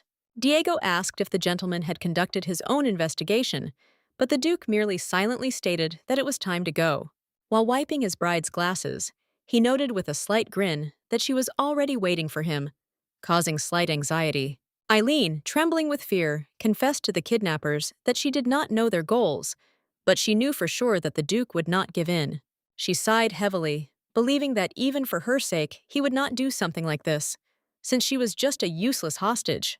The man looked at her with a cheeky grin, knowing that this was far from true. He sighed heavily, admitting that he himself had once doubted its significance. At that very moment, he revealed that the Duke, once a prince, had deserted from the front for her sake. She shuddered, remembering the previous attack and his sudden return from the war. The man added that the corral was not intended for her for any benefit, but for another secret reason. He admitted with a cheeky grin that he wanted the Duke to lose something too, leaving a mark of pain. He added that his life had been ruined by the Duke, but he had no intention of harming him. At that very moment, he ordered his subordinates to bring her closer to him, leaving her no choice. Eileen froze for a moment, remembering the Duke's words. If she was captured, do not resist. Cesare only asked to sit quietly, remain submissive, and wait until everything was sorted out. Fear gripped her, but deep in her heart, she believed that he would come and save her. She knew he never broke his word, and that gave her a strange sense of security. At that very moment, the man looked at her with a cheeky grin, trying to understand the anger in her gaze. He brought her face closer to his, but was met with an unexpected spit, like a blow that tore apart his calm. The shock instantly gave way to rage, hot and paralyzing every movement. He reached for her again, grabbing her face with force and determination, trying to gain control of the situation. At that very moment, he realized why the Duke had been next to the girl all this time, hiding his intentions. The man stopped in front of the young lady with an intent gaze, struck by her fragile but dazzling beauty. He approached and sternly warned her to stay put, causing Eileen to feel anxious and tense. Her heart beat faster, fear intertwined with the determination to endure the situation until the Duke arrived. His gaze was full of insolence, as if he wanted to test her fortitude. And Eileen understood that the main thing now was to remain calm. She was determined to endure, knowing that the Duke would soon come and save her, and this gave her inner strength. She understood that the Duke would soon come and save her, but fear filled her heart, and the presence of a strange man caused an unpleasant tension. A few minutes later, relief washed over her slightly when she heard a familiar, soothing voice, and the man was confused, not understanding what was happening. At that moment, he looked at the Duke with bewilderment, amazed by his sudden appearance in this place. Eileen, trembling and with tears in her eyes, looked at her fiancé, quietly asking for only one thing: to return home. The Duke sighed heavily, casting a stern glance at everyone present, and made it clear that outside interference was impossible. At that moment, he looked at the bandits with a cheeky grin, took out a pistol, and declared that today the young lady would be safe in his residence. A moment later, the Duke decisively dealt with the kidnappers and hurried towards the exit with Eileen in his arms. Looking sideways at his subordinate, he gave the order to leave them alive without causing unnecessary harm. After this, the Duke hurried back home, his heart beating faster with excitement. In the evening, Sinan informed the Duke that the traitor, realizing the possible execution of his son-in-law, begged for his daughter's salvation. The Duke firmly stated that her life would be spared, but the consequences for a traitor would be severe. The young man looked at the Duke in surprise, not expecting such firmness when he noted that it would be difficult for a blind man to occupy the post of chairman. At that very moment, there was an unexpected knock on the door, causing everyone to freeze in surprise. Eileen calmly entered the Duke's office, explaining that she had just heard him calling her. The young lady hurried to the Duke, noticing the wounded hand and worrying about the depth of the cut. Cesare sighed heavily and said with a soft smile that she must have been waiting a long time for his return. He hugged her tightly, quietly asking for forgiveness for all the trials she had to endure. Eileen was visibly embarrassed by his attention, but she understood that he was always there to protect her. She timidly noted that the Duke always kept his word, inspiring trust and calm. Cesare sighed heavily and admitted that he had failed to keep his promise once, leaving a slight feeling of unease in the air. Eileen looked at him in bewilderment, not understanding what he was talking about, but recognizing the familiar expression on his face. At that very moment, she shuddered, driving away her disturbing thoughts, when the Duke, in his gentle manner, called her to him. Cesare came closer, and with a gentle smile said that it was time to go and rest, giving her a feeling of security and comfort. After some time, the young lady lay quietly in bed, blushing with embarrassment and excitement. Eileen looked timidly at the Duke, wondering if his arm still hurt after everything that had happened. He hugged her tenderly, assuring her that everything was okay, and noting that she was clearly very scared and needed to rest. Cesare said with a gentle smile that he would be there until she fell asleep, giving her a sense of security. Soon Eileen broke the silence, admitting that she was scared, and he smiled, remembering her earlier words about being nervous. At that very moment, the young lady jumped up, confessing that all her anxiety was connected with the fact that it was her first kiss. She flushed with embarrassment, feeling her whole body tense with excitement and slight awkwardness. The Duke's touches did not seem unpleasant at all, and his satisfied smile made her smile quietly in response. She wanted a little more of his attention, warmth, and gentle care that warmed her heart. After a short but tender kiss, the Duke asked with a smile whether she had asked him herself, looking at him with such a look. Eileen was extremely embarrassed, not knowing what to answer, because deep down she really wanted this kiss. If the world were divided into good and evil, Cesare would seem to be at the head of the darkness, but she knew that only he could protect her from any danger. Eileen looked at him with a soft smile and warmth in her eyes, assuring him that now everything would be calm and safe. The Duke looked at her in surprise, not immediately understanding what she was talking about, and then she gently explained. She was talking about kissing. Cesare was taken aback, not expecting to hear such a frank confession, and his heart began to beat slightly faster. At that very moment, he smiled and tenderly, without wasting a minute, responded in kind, giving her a long-awaited and tender kiss. Eileen froze for a moment, feeling that this kiss was unusual and different from everything that had happened before. She felt new emotions that made her heart beat faster and her breathing quicken. A moment later, her attention was distracted by a light, unexpectedly pleasant push on her leg, and she was taken aback. Eileen froze in surprise and slight indignation, not knowing how to react. At that moment, she felt embarrassed and thought that the Duke was probably uncomfortable in such a close situation. The Duke only smiled as he looked at her, as her sweet and innocent reaction seemed charming to him. She froze for a moment and asked him to wait, feeling the tension push her a little beyond her comfort level, and he just smiled and said that she should call him by his name. Eileen became confused and admitted that she could not go on at this pace any longer, asking for a break. He gently pointed out that it would take some getting used to, which only served to further discourage her, leaving her hesitant. After some time, the young lady slept quietly in bed, relieved and tired. Cesare watched her tenderly, feeling awe and warmth for her calm. At that moment, memories came flooding back to him. The day he left for war, and the cries of the young lady begging him to stay. He knew that even meeting her would not be able to change the past and correct the loss. Cesare made a bitter decision. When he left for the front, he did not meet with his childhood friend, promising himself that he would console her upon his return. But upon his return, he realized that he would not be able to fulfill his promise. She was no longer there. For a while, the Duke quietly watched the sleeping Eileen, feeling both pain and relief. A heavy sigh escaped his lips as he realized that she was still alive in this world. He understood that this world was his first and last chance to keep her and appreciate every moment. Cesare looked tenderly at his companion and immediately gave her the long-awaited kiss.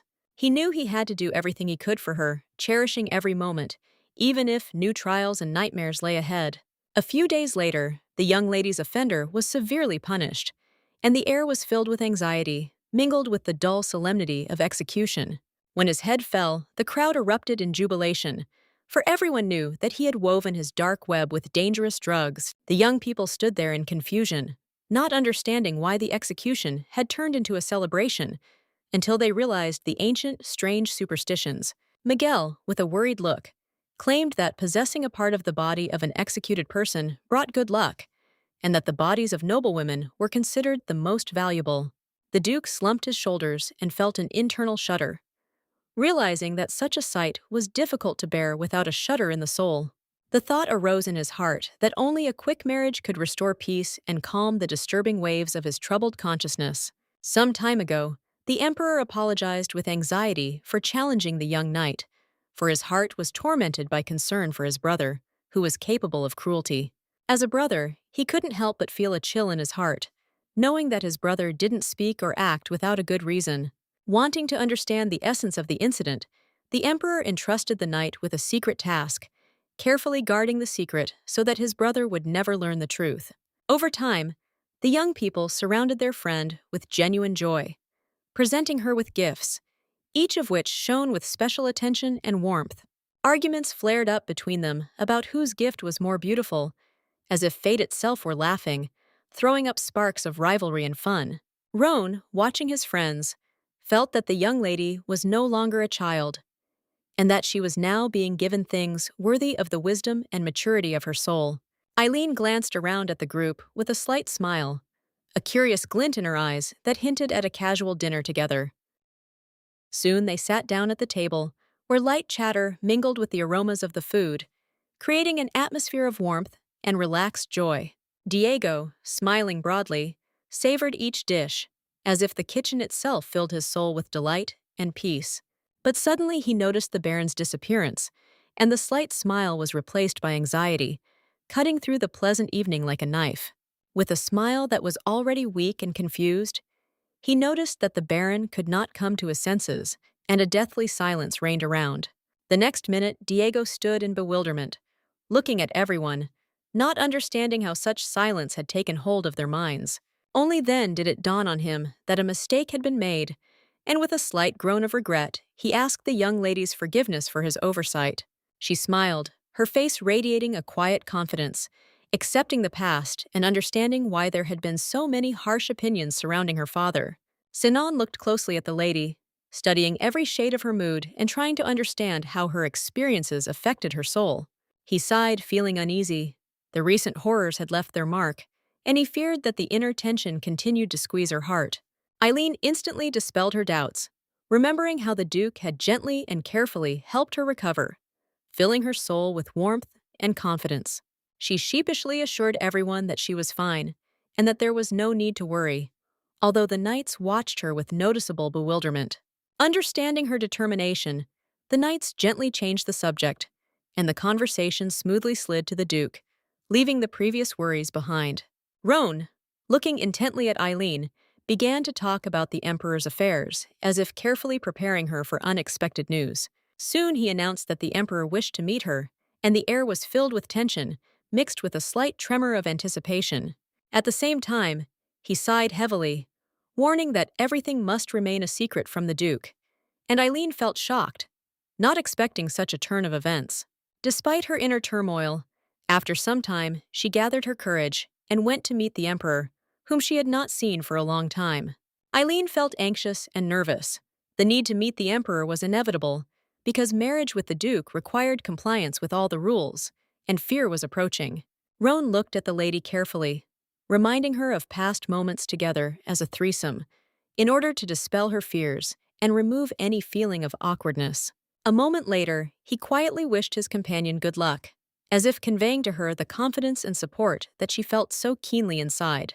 Eileen slowly stepped into the room and froze for a moment, as if the air around her was filled with a mysterious silence and anticipation of the upcoming meeting.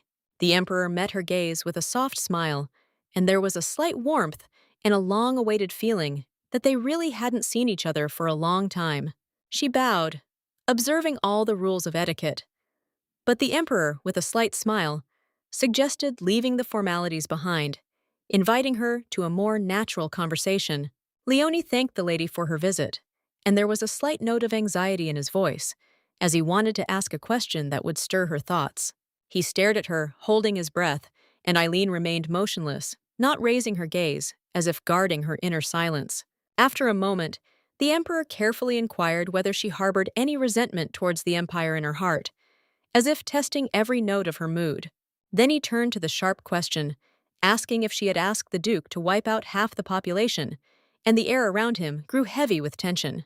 Eileen froze in place, shocked and amazed, not expecting to hear such terrible accusations, as if time had slowed down around her. Some time later, they were quietly sipping tea, and the Emperor admitted his mistake, gently noting that she was not at all the person the rumors had frightened him into thinking she was. She was shocked by the Duke's words, but given his recent actions, she understood that anything was possible in this world, and her heart beat faster. At that very moment, she raised her gaze to the Emperor and froze for a moment, as if in the face of a stern, menacing, and icy gaze that could paralyze. Trembling with fear, Eileen carefully asked if the Emperor had anything important to tell her, the tension squeezing her chest like a steel hoop. Suddenly, the Emperor's face softened. A gentle smile lit up his features. He sighed quietly and reminded that 4 years had passed since that day. Eileen took a deep breath, inwardly agreeing with his words, feeling how the past and present softly intertwined in her soul. The Emperor looked at her with a slight grin, but there was bewilderment in his eyes, as if he was trying to find an explanation for all the chaos that was happening. Looking closely, he carefully asked if she still held a grudge against him, trying to catch the slightest fluctuations in her soul. To their shared sorrow, the memories of the day the Duke had gone to the battlefield still burned in their hearts and brought pain in their memories. Then the Emperor saw bitterness, fear, and horror on her face. Eileen suffered, unable to stop the Duke, and tears quietly rolled down her cheeks. He sighed heavily and asked again about her offense, feeling the tension of the moment, because her silence did not give him an answer and troubled his heart. Eileen froze, numb, remembering how she had begged the Emperor at his feet for a meeting with the Duke, and the memories squeezed her chest like a heavy lump. The Emperor bitterly admitted that the Duke himself had not desired their meeting, and no pressure could make him change his mind, leaving hearts in turmoil. Aline was shocked to realize how dangerous the war was, and could not understand why the Emperor would send his own brother to certain death. With fury in his eyes, the Emperor reproached her for her insolence, reminding her that the decision was entirely on his brother's conscience, and she had no right to interfere.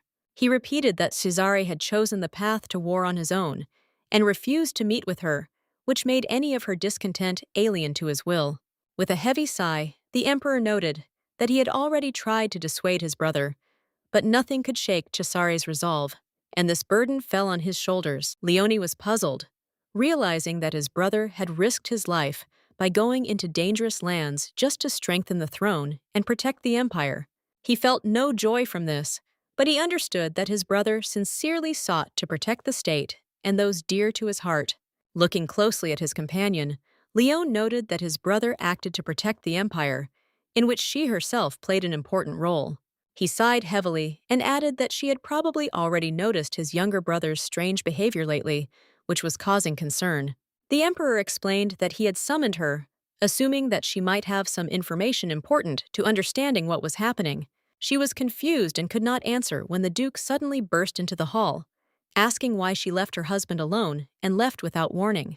The Emperor smiled slightly at his brother, noting that he had returned early, and cautiously inquired if Roan was safe. The Duke, with a mysterious smile, replied that everything depended on his brother's reaction, and the Emperor asked not to be too strict with the knight, since it was he who had requested the meeting. Cesare looked at his brother with a menacing expression, wondering why everything was happening in secret while the lady watched this tense dialogue. A moment later, the Duke, trying to defuse the situation, offered his companion a fresh cup of tea since her previous drink had already cooled down, as if forgotten in a hurry. She shyly accepted the treat, not finding the strength to refuse, and the Emperor watched them with a slight smile, seeing how their mutual feelings were growing. A moment later, he sighed heavily, realizing his own mistake, and admitted that he was at fault, leaving the hearts of the young in slight bewilderment. The young people looked at each other in surprise, not understanding what exactly the Emperor was talking about and feeling slightly confused in this unusual situation. With a gentle smile, he apologized to the young lady if he had accidentally frightened her with his words or actions, trying to diffuse the atmosphere and restore calm. He then frankly admitted that he wanted to be on good terms with her, and Eileen, surprised by such honesty, immediately thanked him for his sincerity. At that very moment, the Emperor turned to his brother, and his voice sounded soft but tangible seriousness, as if he was preparing for an important conversation. An almost innocent smile appeared on his face, behind which a subtle thoughtfulness hid, and he carefully suggested that they talk in private. The Emperor announced that he would send the lady to his private garden where she could enjoy rare plants, and this was an unexpected honor for her. Cesare touched his companion with gentle tenderness, gesturing for her to follow, as if protecting her from anything that might disturb her. With a slight smile, he allowed her to walk around a little and look around, filling her heart with a quiet feeling of freedom and trust. However, he gently reminded her that this time she should not go too far alone, without leaving her husband unattended. Eileen held her breath as she looked at the Duke, for his words sounded unexpectedly warm, awakening a thrill and confusion in her soul. The Emperor watched them patiently, but with barely concealed irritation, involuntarily wondering if what was happening was really just a joke for them. After a while, the young lady walked around the palace, feeling a long-awaited relief. As if for the first time in a long time, she could breathe calmly. She was clearly aware of how different the brothers were from each other, as if they belonged to different worlds, separated by an invisible boundary. And yet, despite their differences, she felt a deep connection between them, strong and unbreakable, as if their destinies had been intertwined from the very beginning. Lost in her thoughts, the lady did not notice anything around her, allowing her inner thoughts to completely take over her consciousness. Suddenly, she froze, catching the subtle aroma of a cigar, and realized with surprise that someone dared to smoke right within the walls of the imperial palace. As she approached, she suddenly froze, shocked by what she saw. The man was kneeling in front of the young lady, and the scene seemed almost unreal. Taking another step, she looked more closely and was amazed to recognize the person standing before her as the princess herself. The princess noticed her presence and slowly turned around, her gaze cold and full of hidden superiority. Eileen tried to greet her, but the acrid smoke made her cough, ruining the solemnity of the moment and adding to the awkwardness. The princess glanced at her with a grin, and while Eileen was speechless, her companion introduced her as the Baron's daughter. A slight smile crossed the princess's lips as she noted that she had trouble remembering names, and that the lady's appearance seemed too unremarkable to her. At that very moment, the princess casually threw away her cigarette and approached the young lady, congratulating her on her engagement with cold politeness. Eileen was at a loss, but pulled herself together and bowed respectfully, expressing gratitude, although her heart was anxiously squeezed by what was happening. After a moment, she froze, not knowing what to do next, feeling the weight of someone else's gaze and hidden tension on herself. Her comrade's words about the princess initially wanting a different union came back to her mind, and this thought made her heart tremble.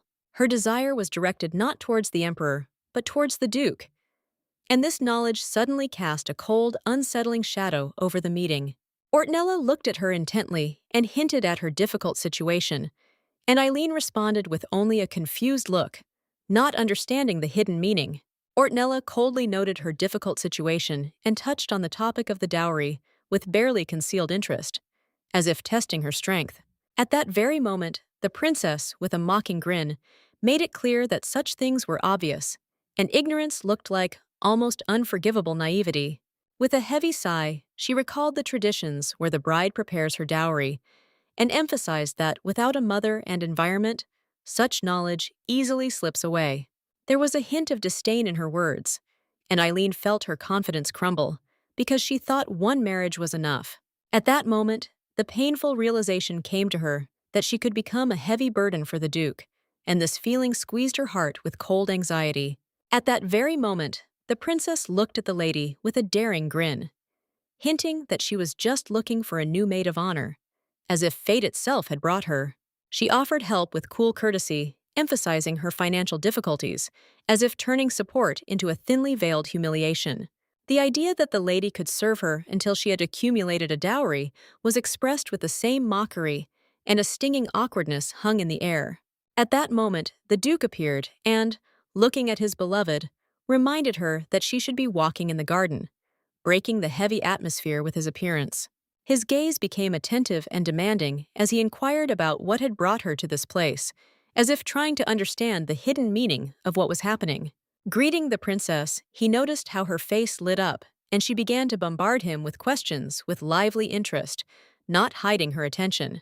Eileen, watching them, clearly realized that the princess had deep feelings for the Duke, and this discovery echoed in her soul like an alarming echo. She understood that the princess's desire to marry him was sincere and strong, and therefore a cold hostility towards her seemed almost inevitable. At that very moment, the princess began to cough, gracefully apologizing, citing the cool spring and her overly light outfit as if playing on sympathy. Her gaze turned to the Duke with joy as she saw him begin to take off his jacket, a glimmer of hope in his eyes. With a soft, slightly embarrassed smile, she already accepted this gesture as a sign of concern, feeling an almost sweet anticipation of his attention. But the next moment, her expression changed as the Duke walked towards Eileen, shattering her expectations and leaving behind a cold shadow of disappointment. She froze, overcome with shock and hidden anger, when she saw the Duke carefully drape his jacket over his bride's shoulders. Eileen was embarrassed by this gesture and tried to object, insisting that she was not cold at all, but her words sounded uncertain. The princess glared at her, wanting the Duke's attention and care to belong only to her. After a while, they walked leisurely through the pound garden, and the Duke, watching her thoughtfully, touched on the question of the laboratory even before the wedding. She confirmed her desire, but sensing his doubt, she sighed quietly, realizing that she had rushed and touched on the topic too early. The Duke looked closely at his companion, trying to understand the hidden meaning of her words, and expected to hear the true reason for her decision. She sighed softly, realizing the inevitability, and admitted that working in the lab was her only chance to raise funds for a dowry.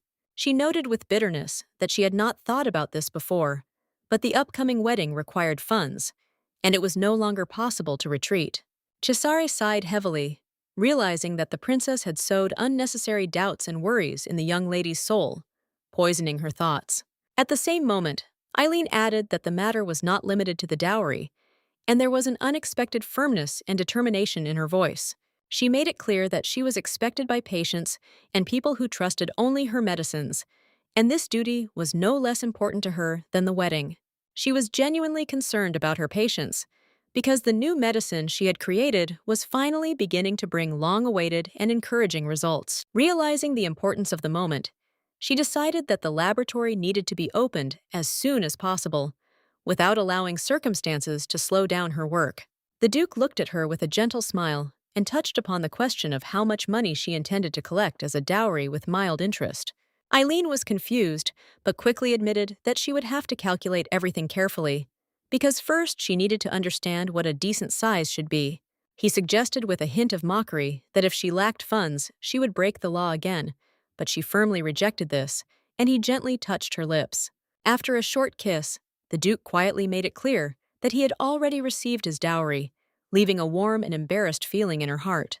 He looked at his bride with a soft smile and handed her the watch, sparkling like a promise of care and an invisible connection between them. Eileen sighed heavily, embarrassed to admit that she didn't understand dowries, and felt that even this gesture seemed too modest to her.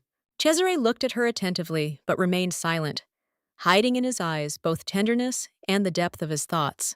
He took a quiet breath and told how he had once had a watch just like it, which had belonged to a man whose sentence had shaken his soul. Understanding the value of time and memories, he explained that by breaking them with his own hands, he let go of the past, but the memory remained alive. Deeply touched, he admitted that Eileen's gift, an exact replica of that watch, was now worth more than any gold, which carried meaning and warmth for him. He looked at her intently, and his words carried the finality of his decision. He no longer needed any other dowry. Cesare gently but firmly stated that he had already received too much from her, and nothing could ever surpass this gift from the soul. That same evening, the princess sat quietly in her room, surrounded by young people, but her thoughts were far away, slipping away into memories. She recalled that meeting when the Duke did not even pay attention to her, leaving her in the shadows, as if she were an unnoticed passerby. But suddenly he turned around, and his attendant was ordered to escort the princess to the exit, leaving her stunned and irritated. She hid a storm of emotions under an icy calm, and the Duke noted with a slight smile that it seemed she was simply lost. Increasing her internal tension, the princess sighed heavily, realizing that the Duke had shown true generosity, and her heart softened slightly at his action. She knew it would be right to make amends for her past anger, and she quietly signaled to her servant, preparing for the change. A moment later he came up to her, offering her support and care, and this simple attention warmed her soul more than any words. The princess allowed herself to forget about her irritation, enjoying the sincere communication and warmth of those close to her. Meanwhile, the young lady sat quietly on the porch, immersed in the pages of her diary, and recalling past dreams of the future. She smiled at the memory of her childhood, when she had first brought flowers to the Duke, promising herself to one day be a worthy companion for him. Cesare was struck by her words, but a soft smile played in his gaze, as if he had already foreseen a light joke on this account. After a moment, he looked at her tenderly and quietly remarked that she would have to grow up a little first. The young lady, surprised, did not lose her composure and asked with interest how big this little was in his eyes. He smiled warmly and added that she would grow up to be like the tallest and strongest tree, strong and beautiful. Eileen sighed quietly and noted with slight sadness that it looked like the wedding would have to be postponed, since she was still a long way from reaching that level of growth. The Duke only smiled softly and stroked her head, leaving a feeling of care and a silent promise to be there, no matter what. She turned the pages of her diary with a slight smile, plunging into warm childhood memories, where each entry breathed innocent sweetness. The lady admired these lines, feeling her own youthful touchingness, and next to her, the Duke seemed especially kind, radiating quiet care. But suddenly she froze, remembering the Emperor's words about his brother's strange behavior lately, and her heart sank with an anxious premonition. She remembered the Duke's words about how 7 years had passed, although the war had lasted only 3, and this thought rang uneasily in her memory.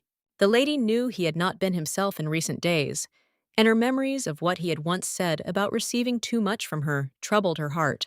Eileen sighed heavily, realizing that the changes in the Duke were noticeable, and that there was probably something disturbing hidden behind his changes. She desperately wanted the Duke to trust her at least a little, but she knew that she herself must first become reliable and worthy of support. Suddenly, all her thoughts were scattered when a very familiar voice reached her ears, causing an instant feeling of warmth and surprise at the same time. Diego greeted the young lady with a cheerful smile and, with a slightly mischievous note, asked if she was ready to set off. Eileen looked at her companion with slight confusion, but she understood that this day required her to be collected and to strive for a smooth outcome. After some time, they arrived at the studio, where the young lady was greeted with joy by the tailors, inviting her to try on the most beautiful wedding dress. Eileen felt a slight awkwardness, as if all the glances and whispers around her were falling directly on her, sharpening her every step and gesture. The ladies whispered to each other, discussing the order of work, first the hair, then the outfit, carefully selecting the details for the future look. The young lady listened quietly to the conversations, feeling both curious and timid, as if every sound echoed in her heart. Madame suggested that she first tidy up Eileen's hair so that its beauty would highlight her outfit, but Diego intervened with confidence. He stated that everything should be left as is, without touching the naturalness of the young lady, as if protecting her little freedom and personality. Madame objected that a perfect hairstyle was necessary, but Diego looked at her sternly and reminded her that only their requests should be fulfilled. Everyone was amazed and shocked, because they were expecting a perfect look, but Diego calmly stated that there was no talk of a hairstyle today. The young lady sighed heavily and called out to her faithful knight, hoping for support in this unusual moment. A moment later, everyone froze when Eileen took off her glasses. Her look and face aroused admiration, and no one could take their eyes off her. Embarrassed, Eileen looked away and quietly asked if it would be okay to look like this in front of everyone present. Several young ladies looked at her with admiration and surprise, struck by the girl's natural beauty and grace. At that very moment, they decided to call a hairdresser for a perfect hairstyle, and Diego, with a gentle smile, encouraged Eileen, relieving her anxiety. After some time, the young lady finally put on the beautiful dress, feeling the fabric gently wrap around her figure and give her confidence. Everyone present looked at her with admiration, realizing that today she would become the most beautiful and elegant bride. Madame, with a soft smile, invited the young lady to look at herself in the mirror to see all the grace and beauty of her image. Eileen froze for a moment, as if time had stopped, and she suddenly forgot why she had been avoiding her reflection before. A heavy sigh escaped her lips, and a question flashed through her mind. When did she stop seeing herself as she really was? At that moment, memories of her mother screaming furiously that her eyes were disgusting came flooding back, and Eileen's heart sank with old pain. She was full of rage at her daughter and screamed that her eyes were disgusting, convinced that the prince found them disgusting to look at. Holding a pair of scissors to her eyes, her mother declared that it would be better to live without eyes than with such terrible eyes, and a chill ran through Eileen. At that very moment, the young lady turned away from the mirror, trying to forget these terrible memories, feeling a tremor from the past. She looked at those present with a slight smile and admitted that she liked herself, deciding to change her outfit and regain her confidence. The lady, smiling, offered to tidy up her hair so that her look would be complete and perfect for the celebration. Eileen froze when she saw the scissors in Madame's hands, and for a moment her heart sank, remembering old fears. Diego was taken aback when he noticed that the young lady looked frightened and cowered at the slightest movement around her. He came closer, gently reassuring her that everything was okay and she could breathe easy because he was always there. A moment later, Eileen quietly thanked him for his support, and Diego said with a slight grin that it wasn't surprising at all. But then he admitted that he was surprised, because he didn't know that she was so afraid of scissors and simple hairdressing procedures. Diego showed her a beautiful mask, wanting to dispel her anxiety and give her some light joy. She accepted the small but elegant mask with a smile, amazed and surprised at where he got it from, not hiding her admiration. Diego looked at his companion with a tender smile, enjoying the sincere laughter that lit up her face and warmed his heart. After a moment, he cautiously asked if he could find out what had caused such a cheerful mood in the young lady. She was taken aback, not expecting such a question, and her gaze froze for a moment, full of slight embarrassment and surprise. But soon Eileen sighed heavily and admitted that she had once almost lost her eyes because of scissors, and Diego was genuinely shocked. Then he gently stated that even soldiers remain human and, of course, are afraid of some things. Let them be seen as strong. After her story, she was surprised to hear that he, too, was sometimes afraid of defeat, hiding his worries behind a mask of courage. Diego added that losing was the best thing that could have happened, because the feeling of hopelessness teaches you to appreciate every moment of life. At times, it was incredibly difficult for him, as if his inner strength was about to give out, and he felt that he was about to break down, unable to control himself. To keep himself in check, he resorted to piercings and tattoos, almost as a painful ritual bordering on self-harm. He was taken aback when he noticed that her eyes were filling with tears, and immediately gently assured her that he was fine, and there was no reason to worry. Eileen asked with interest how he learned to cope with this inner tension and heaviness of soul. He smiled through a slight sadness and admitted that he accepted that he was never alone, and that in difficult moments his comrades supported him. Their strengths were combined, and even the most difficult tasks seemed within their power, because there were people nearby who were ready to share the burden. Together, they racked their brains for hours, developing strategies, dreaming of finding a path to victory where every step was a test and a hope. They confessed to the Duke that if they failed to win again, they might give up their title, as the sense of responsibility was weighing on them. Later, everyone gasped when the Duke led them to the long-awaited victory, and the joy that filled their hearts seemed almost unreal and dazzling. He smiled with a hint of warmth and admitted that the ordeal had made him feel much better, as if a weight had finally been lifted from his shoulders. Eileen looked at him thoughtfully and realized that now she, too, had to accept the fact. She was no longer alone. Her life was connected with others. At that very moment, the image of the Duke appeared before her eyes, tenderly calling her to him, and her heart sank with excitement and quiet joy. Then she firmly called her friend, feeling that the time had come to act and accept her new self together with him. Without the slightest shadow of a doubt, she declared that she wanted to change, and the young man watched in amazement at the determination shining in her eyes. She admitted that she would not be able to change immediately, but she strove to stand firmly and confidently next to the Duke, overcoming her fears step by step. Moments later, the young lady was screaming and trying to stop her comrade, but he knew there was no other way but to face his fear head-on. Diego gently stated that the best way to overcome fear is to go through it with a loved one who will be there, supporting and not letting go. Eileen cried out that she could just take a sleeping pill. Fear was overwhelming her, and her heart was beating so hard she could hardly breathe. A moment later, she turned around, hearing a familiar voice that made her heart tremble and her thoughts go haywire in instant alarm. He looked at her with bewilderment, not understanding what kind of sleeping pill they were talking about, and tried to find a way to calm his companion with a look and a smile.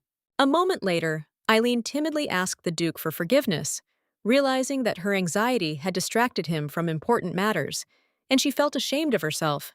He said with a soft smile that it was not nonsense at all, and if she wanted, he could hold her hand. Eileen looked down in embarrassment.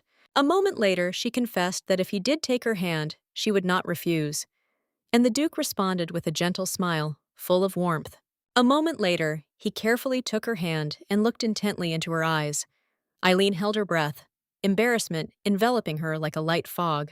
But soon all her thoughts were scattered when they noticed the butler carrying the scissors and instantly felt a slight alarm and surprise. He admitted with a slight smile that, although he was old, his hands were still skillful, and he would be happy to cut Eileen's hair so that everything would be perfect.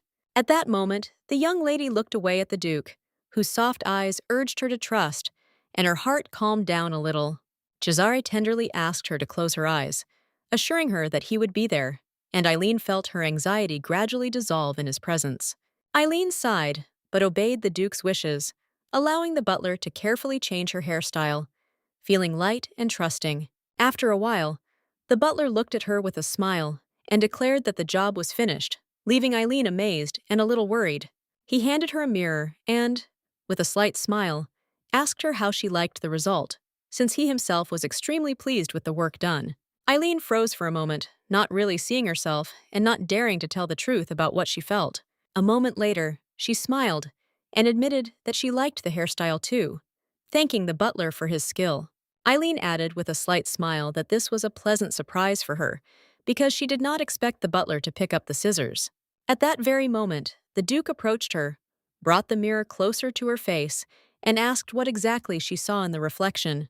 A heavy sigh squeezed in her chest when her silence, like a wall, separated them, and a strange sensation of a mirror reflection, which she feared, flashed through her thoughts.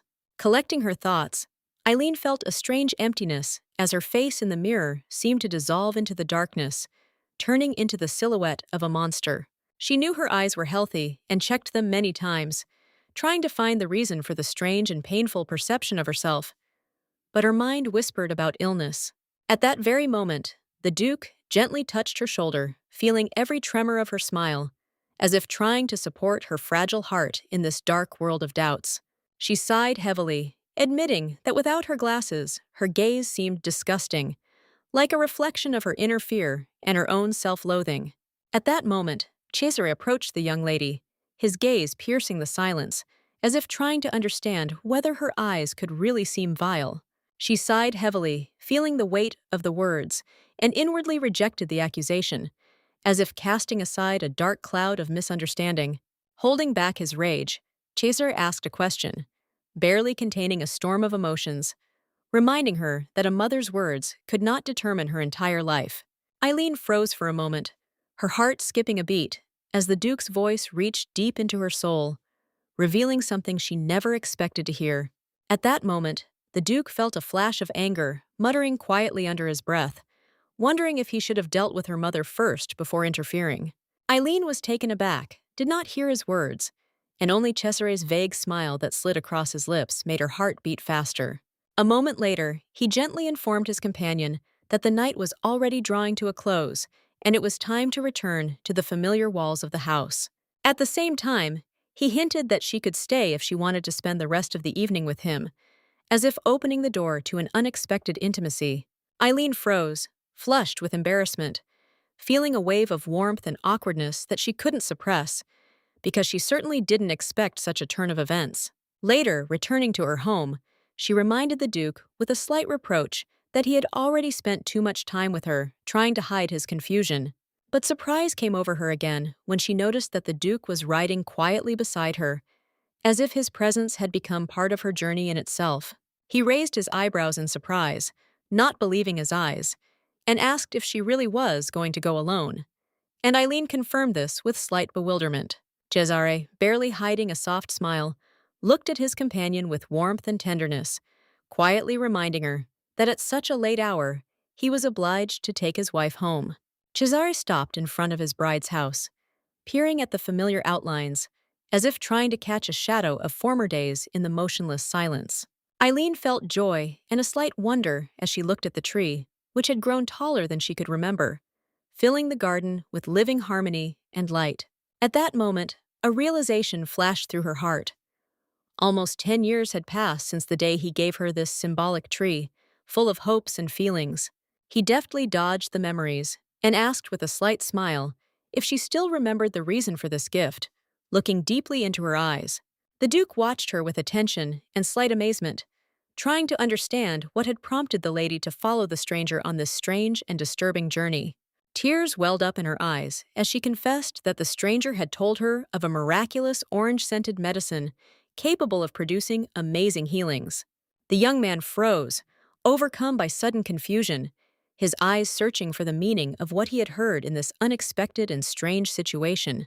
She bowed her head in apology, and he only smiled softly, giving her warmth and tenderness that words could not convey, but her heart understood. Eileen looked away shyly, catching glimpses of her feelings, which, despite her efforts, did not allow her to forget the moment she had just experienced. At this point, the Duke hooted with slight irritation and declared that his stomach required attention, reminding him of simple earthly needs. She hinted with a gentle smile that it was time to leave, her gratitude overflowing for him, seeing her off on this warm and safe evening. Cesare stepped closer, repeating that hunger could not endure, his confident movements and quiet mockery only increasing the comfort of their shared intimacy. A little later, the Duke, with a satisfied smile, was preparing a small snack for them, and Eileen, playfully insistent, demanded to be allowed to take part in this matter. She watched in amazement as he carefully cut the food himself, each detail seeming to come to life under his confident and easy movements. The next moment, Eileen noticed that every piece was perfect, as if the order itself was subordinated to his hands and an inner sense of harmony. Cesare only smiled softly, appreciating his little culinary skills, when she remarked that he could help her with preparing the materials.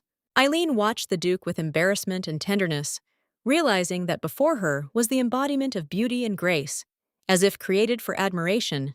Her memories evoked a dream of a simple, measured life, where everyday life dragged on calmly, and joy was found in small details.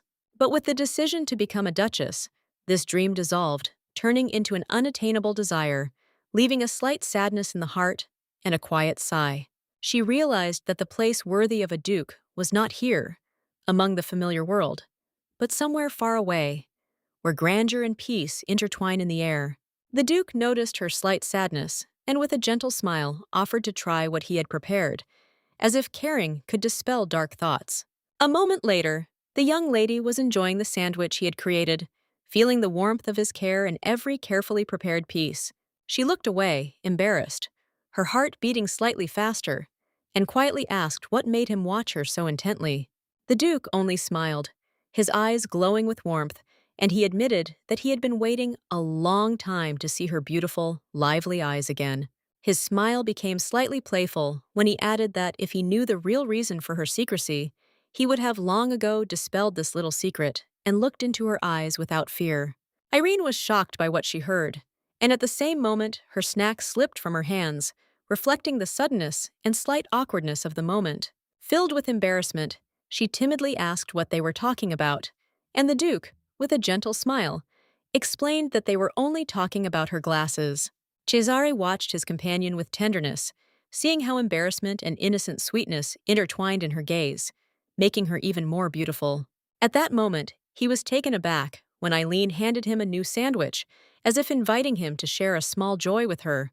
She smiled, adding that he should definitely try it, as this snack was prepared with special care and turned out especially delicious. Cesare took her hand in his, and the moment turned to quiet amazement as Eileen froze at the unexpected touch. He licked the juice from her fingers without the slightest embarrassment, and Eileen, embarrassed and confused, did not know how to react to such bold tenderness.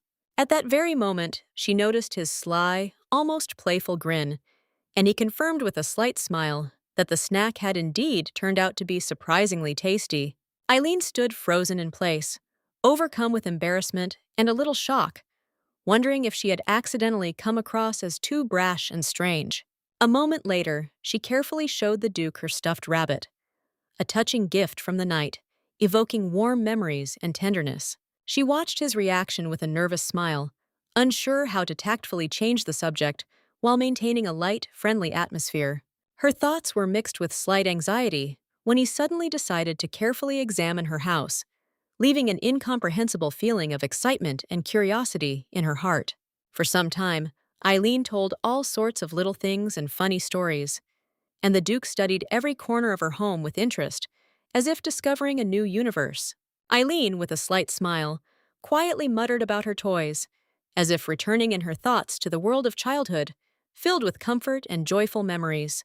Cesare approached the small flower pot. His voice was soft, and his words assured that everything was permeated with her aroma, and the world around remained the same and alive. Eileen objected with bewilderment, reminding him that he had seen her room as a child, and therefore something in it had still changed, despite the familiar details. At that moment, he smiled and noted that there were still a lot of books, and her heart sank when he involuntarily touched her personal diary. She instantly ran up to her fiancé, grabbing his hand, her voice trembling and her words slurring, mixing embarrassment with anxiety and excitement. She couldn't resist and exclaimed embarrassedly, offering to brush her teeth together, trying to hide her smile, and at the same time her embarrassment at such a daring idea. Some time later, the young people stood next to each other in the bathroom, smiling and shyly brushing their teeth, their easy closeness filling the space with a quiet warmth. Eileen was puzzled by herself, because the sudden proposal seemed crazy, and she caught herself thinking that perhaps she really had gone crazy. The Duke looked at his companion with a gentle smile, his eyes shining with warmth, and he admitted that such moments brought a refreshing sparkle to an ordinary day. Following her smile, Eileen shared a secret. She mixed ordinary tooth powder with herbs, giving even an ordinary procedure a touch of magic. She asked him to tell her stories while he washed his hands thoroughly, trying to make everyday life interesting and collaborative, filled with dialogue. For some time, the lady watched the Duke attentively, her gaze, although held by willpower, unable to tear itself away from his concentrated face. She was blinded by his beauty, even noticing the careful washing of his hands, which seemed to her surprisingly attractive and enchanting at the same time. Moments later, the young lady noticed that the evening had already fallen into darkness and quietly suggested to the Duke that they go back, feeling slightly tired. At that very moment, the Duke came closer to her, and his calm voice barely audibly called to her, as if disrupting the usual rhythm of her thoughts. He came a little closer and quietly whispered in her ear that even if someone asked to show her the bedroom, she should not obey under any circumstances. Eileen looked away in embarrassment, assuring him that no one else had entered her room, and therefore there was no need to worry about such things. The Duke looked at her sternly, hiding his hands behind his back, and with a slight threat in his voice, asked if she wasn't worried about what he might do. Eileen looked at her companion with a soft, gentle smile, assuring him that she trusted him completely and believed that he would never do her any harm. She admitted that even if he accidentally hurt her or something terrible happened, it would be her fault alone. And the Duke froze for a moment, amazed at her courage. At that moment, he looked at her intently and quietly asked if it would really be hard for him too, because of her guilt. She looked at him in bewilderment, but he simply kissed her. In a moment, they were at the window, the Duke holding her passionately to him, their breaths mingling, the evening light bathing them in a soft golden glow. Eileen pulled back, embarrassed and alarmed, declaring that she hadn't meant anything like that at all, and that what had happened couldn't possibly be her fault. The Duke looked at her with soft tenderness, but desire overcame caution, and he kissed her passionately again, not holding back his emotions. Eileen couldn't resist the temptation. Throwing her arms around his neck, she responded with passion, letting her heart guide her in this moment. At that very moment, he fell to his knees before her, sighing heavily, and warned her with grave passion that from now on it was impossible to speak of death lightly. The lady was left speechless, only quiet moans of pleasure echoing throughout the empty house, filling the space with tension and intimacy. Sinan burst into the office with a cheerful smile, calling out to the young lady. But his voice was lost in the void, reflecting slight disappointment and anxiety. A moment later, he sighed heavily, realizing that she was no longer there, and the empty space of the office was filled with a quiet echo of her absence and incompleteness. Diego smiled, shaking his head slightly, and noted with a slight mockery that his friend was always late, since the lady had long since disappeared from sight. Sinan was puzzled and tense, because he had heard that the lady had cut her hair and taken off her glasses, and now he was eager to see her with his own eyes. Diego sighed heavily, his gaze became serious, and he quietly asked his friend if he understood why the lady had been hiding her face all this time. Sinan admitted that everyone thought her caution was due to the kidnapping, but Diego calmly dispelled this misconception by revealing the real reason. Diego added that the late Baroness was much more insane than they could have imagined, and the past held more secrets than it seemed at first glance. Many years ago, young people walked slowly through the garden, discussing the strange antics of the Baroness, which became more and more bizarre and unpredictable with each passing day. They understood that the more the Duke spoiled the young lady, the more severely and harshly the Baroness punished her, creating an incomprehensible game of control and care. The Duke realized that if the girl were forcibly taken away from her family, she would break down, because she was not one of those who could easily leave her home and loved ones. At that very moment, he stopped among the garden alleys and quietly called his knight, determined to consider every step with caution and care. He asked the knight to find a university with dormitories where the young lady could live and develop her knowledge without losing contact with the outside world. He knew full well that Eileen had an exceptional talent for botany, and he wanted her to find a place where she could develop her potential to the fullest. Sinan was puzzled. Because the Baron had completely ruined the lady's family, she was unable to complete her studies and take a professor's position with good grades. Diego was overcome with furious indignation, because all this time he had been thinking about the psychological pressure of the Baroness, unaware that it had reached the point of physical violence. He remembered that the young lady had been tiny and sweet as a child, and this thought only increased his anxiety and desire to protect her from injustice. A moment later, the young man turned around, hearing a noise outside the window, and informed his friend that it was now almost impossible to understand the Duke. Diego looked at his friend in bewilderment, not understanding what exactly he was talking about, and trying to put together all the strange events and alarming signs. Sinan began to speak, but at that very moment, the Duke entered the room, and his stern look declared that they were making too much noise, disturbing the peace. He looked closely at the young men, noting their confusion, and said that if they had anything to discuss, they should do it directly with him. A moment later, the Duke sighed heavily, as if assessing the situation, and quietly asked the knight what exactly interested him in the ongoing conversation. Sinan admitted that he did not understand why the Duke repeatedly exposed the young lady to the attention of everyone around him, arousing curiosity and anxiety. The Duke listened to the question in silence, taking his time answering, and his silence seemed heavy, filled with thought and hidden seriousness. Sinan sighed as he remembered the day he had given her a flower during the parade, and a feeling of slight nostalgia filled his heart. Later, he hastily spread the news of the upcoming wedding, but did not prevent the lady from meeting the princess, and this made him suspect the Duke of deliberately putting her on display. The Duke sighed quietly, explaining that much had changed, and he was merely rearranging the pieces on the board, believing this to be the quickest and most accurate way to identify dangers to the lady. Others objected that more gentle methods could have been used, but the Duke calmly asked whether it was really necessary to chain the lady and lock her in the estate. He quietly wondered whether it was worth sending everyone who dared to touch the lady, even slightly, to the guillotine, since this method seemed much fairer to him. At the same time, the Duke could not understand how to allow such people to live when they insulted and hurt his beloved, causing internal anger. Diego looked at the gentleman in surprise, not understanding what he was talking about, but the Duke only calmly stated that excessive strictness was necessary so that the lady would not break. He explained that his beloved wanted to see him as a wonderful Duke, so all decisions should be made thoughtfully, with patience and reason.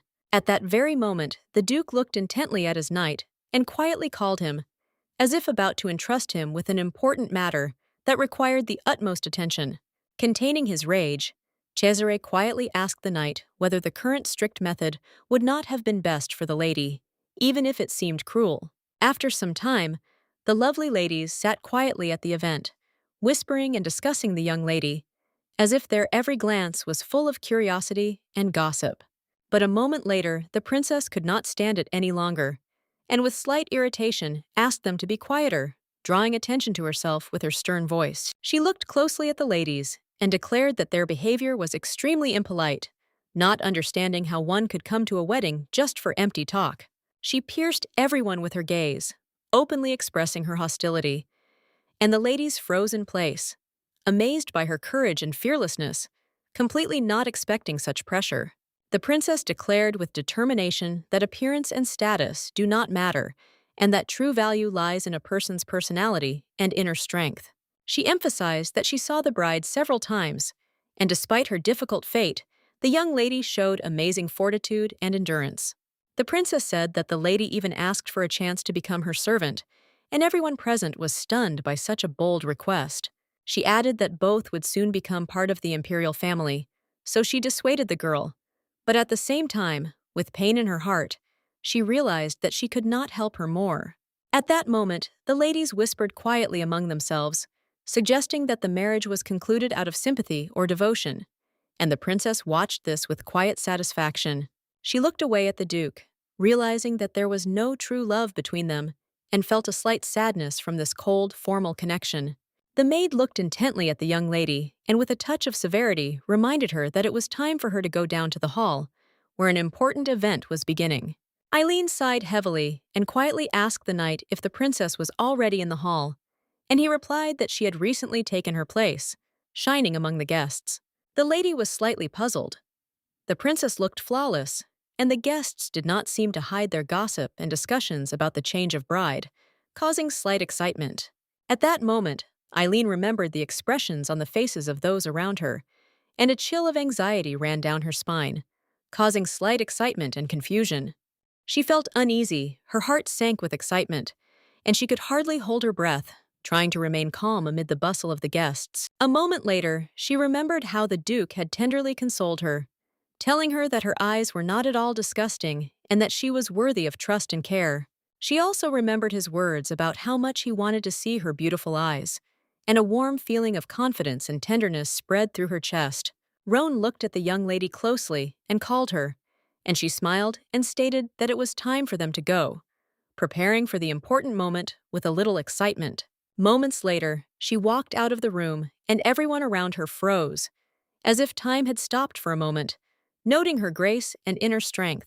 The young lady walked slowly towards the altar, feeling all the guests' gazes on her, while around her there was a hubbub of curiosity, surprise, and secret admiration. She walked through the crowd, filled with staring eyes, reassuring herself with the thought that this was exactly what she had been expecting, to be the center of attention, like a heroine on stage. She understood that there was very little time left, and soon she would be next to her beloved. Her heart fluttered in anticipation of the important moment. But a moment later, all her thoughts were scattered when the duke's familiar voice rang through the noise of the hall, filling her heart with both excitement and warmth. She raised her head and looked intently at her betrothed. Cesare met her gaze tenderly and asked her to look up to see his warmth and care. Eileen knew that before her stood the man who gave her existence meaning, and every thought of him warmed her heart. She understood that he had seen her grow up and given her the care and warmth that even her parents could not give, filling her soul with confidence. In front of her was not just a loved one, but a whole world that had always seemed distant, but was now completely focused on her, giving her a feeling of the fullness of being. She was sincerely glad that it was he who stood next to her in the role of her groom, and her heart was filled with a light, trembling joy that had no end. The duke slowly lifted the veil and stood for a moment, amazed by its beauty, as if everything around had dissolved, leaving only the two of them. Now she no longer cared about the looks and whispers. Fear had left her, and she felt an amazing freedom and peace within herself. A moment later, the formal part began, filled with music, candlelight, and the anxious anticipation of all those present. Everyone was happy for the young people in their own way. Smiles and quiet congratulations filled the hall with warmth and a bright, festive atmosphere. The emperor was glad to see his brother's happiness, but the princess remained cold, her thoughts somewhere else, not sharing the general joy. The duke patiently recited the words of the oath, each one sounding deep and weighty, as if reflecting his determination and readiness for any challenge. At that very moment, he looked at her intently and quietly declared that, for her sake, he was ready without hesitation to draw his sword, protecting her from all dangers. Eileen froze for a moment, her heart beating faster, but a gentle nudge from the priest brought her back to reality, and she began to recite her part of the oath. The duke did not look away all this time, intent and tender, as if her every breath and word were priceless and important to him. Eileen continued to recite a long vow of love, each phrase sounding sincere, filled with awe and a promise of fidelity forever. A moment later, she looked at her knight with a tender smile and declared that she would weave a laurel wreath for him, a symbol of victory and eternal devotion. A moment later, the long-awaited time for the exchange of rings arrived, and the air filled with awe and quiet anticipation from all present. The young lady stood frozen for a moment, struck by the sight of the beautiful ring, which seemed surprisingly familiar and dear to her heart. The duke approached his beloved, and with a slight smile placed the ring on her finger, every movement filled with tenderness and care. For some time, the young lady looked at the ring, as if enchanted, feeling how Cesare's love and loyalty were reflected in its radiance. Cesare looked at her with a gentle smile and gently stated that she should imagine that he himself had become the ring, always near and protecting her. He added that in this case he would remain close forever, and her heart was warmed by a feeling of eternal closeness and confidence. That same evening, Eileen looked long and hard at her exquisite ring, feeling a mysterious attraction and extraordinary beauty in it. She was amazed. Her gaze lingered on every detail, and it seemed to her that what she had once drawn in her diary had come to life in the ring. She understood that it was impossible to call this a simple coincidence. She wondered if her husband had seen her diary, but she could not understand when this happened. At that very moment, she remembered the day when he was with her in the house, but realized that then he simply did not have time for such subtleties and observations. She looked away at the bed, decorated with soft pillows and flickering candlelight, and suddenly felt that their wedding night would soon be here. At that very moment, the Duke came closer. A slight sly smile played on his lips, and he quietly asked what exactly Eileen was thinking about. Eileen didn't expect such attention and immediately recoiled, filled with embarrassment, as if the whole world had turned its gaze only on her. She muttered quietly to herself for a while, trying to compose herself, while the Duke watched her every move with a gentle smile. At that very moment, he came even closer, called her, asking if she thought it would be enough to cover only the top, causing a slight blush to appear on her cheeks. Eileen was extremely embarrassed by what she heard. Her heart was beating faster, and her face was flushed, as if the reflection of her excitement could illuminate the entire room. But a moment later, the Duke lifted her into his arms, and she covered her face with her hands, overwhelmed by a storm of embarrassment and barely restrained excitement. A moment later, Eileen listened to her husband's voice and looked up at him, feeling the warmth of his presence. With a heavy sigh, she admitted that she seemed to have not had time to greet him properly. Embarrassment colored her face with a slight blush. Cesare laid his wife on the bed with a slight smile and tenderness, quietly declaring that he had returned to her, as if the whole world had shrunk to just the two of them. At that very moment, he came even closer, and Eileen, holding her breath, watched his every movement, feeling a tremor and a slight excitement in her chest. A moment later, the young lady suddenly sneezed, breaking the quiet harmony for a moment, and both froze, watching the unexpected moment in surprise. Cesare looked at her with slight surprise and asked if she was cold, and Eileen, blushing slightly, admitted that she was indeed cold. At that very moment, Eileen noticed the Duke's ceremonial uniform, decorated with cold, shiny buttons, and reflexively sneezed from the light touch of metal to her skin. Cesare said with a slight grin that this was the first time he had met someone who so decisively demanded that he undress, and the tone of his voice sounded playful and predatory.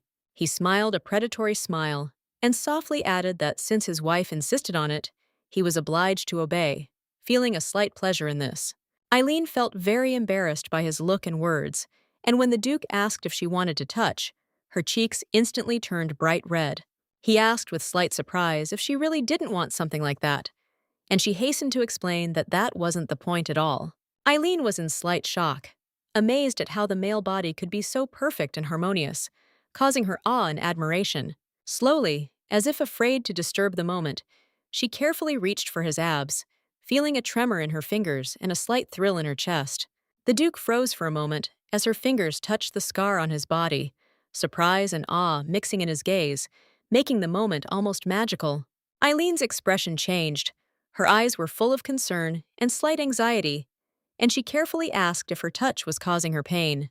Moments later, the young lady sheepishly apologized, feeling anxiety grip her heart and make her avoid his own gaze. She was well aware of the inevitability of scars on soldiers, but the number of them on his body amazed her imagination and caused a quiet trepidation. Her curiosity flared suddenly, forcing her to look for answers in him, while his attentive gaze seemed to test her resolve. Eileen sought to understand the severity of the wounds, hoping that knowledge would allow her to choose the right remedy and ease his suffering. However, embarrassment suddenly washed over her, coloring her cheeks with heat, while a barely noticeable satisfaction flashed in his gaze. Her confusion grew, because what she saw destroyed her previous ideas and left behind a strange, unclear feeling. Her thoughts were confused, and she involuntarily sought comparisons, while his calmness only emphasized her inner turmoil. He gently outlined his peculiarity, leaving even more questions in her soul and not giving simple answers. His movements were confident and careful, as if he was trying to calm her anxiety and guide her confusion. The touch was unexpectedly warm, filling the moment with a quiet tension and a subtle depth of feeling. He searched her reaction for a response, but she hid her gaze, allowing her embarrassment to speak for her instead of words. Eileen looked at him with confusion, feeling how the sudden change had left her in a shaky and unclear state. At that very moment, the young lady froze, struck by the expression on his face, where, in the cold confidence, there was a hint of anxious and cruel satisfaction. An oppressive silence hung between them, and Cesare clearly realized that she would never understand his painful need to be convinced of her reality. In the depths of his mind, the knowledge persisted that without his intervention, her life would have ended suddenly and cruelly. Cesare, in a rage, poured out silent reproaches on his brother, remembering how he had done nothing before the cruel execution of the young lady. The emperor bowed in repentance, acknowledging her choice and justifying the tragedy by the honor that had become a fatal burden for her. He revealed the hidden agenda of the nobility, where their research became only a pretext for a blow to the very heart of the imperial house. Cesare looked intently at his brother, and in his gaze there was a silent question about the price of the power entrusted to him. The emperor trembled as he asked for forgiveness, for he sought to protect her, knowing how deeply his brother was connected to her in his heart. He hastily reached for the crown, as if wishing to reject the heavy burden, but the duke stopped this gesture. A heavy sigh betrayed his fatigue, for he clearly understood the inevitability of retribution, which could not be avoided. His gaze was filled with anger and loss, and yet also a firm resolve to share the cost himself. The law of the world remained inexorable, for the dead did not return, and even the divine will did not change this. The thought of her did not leave him, and he felt that the only way was to take a step towards his own destiny.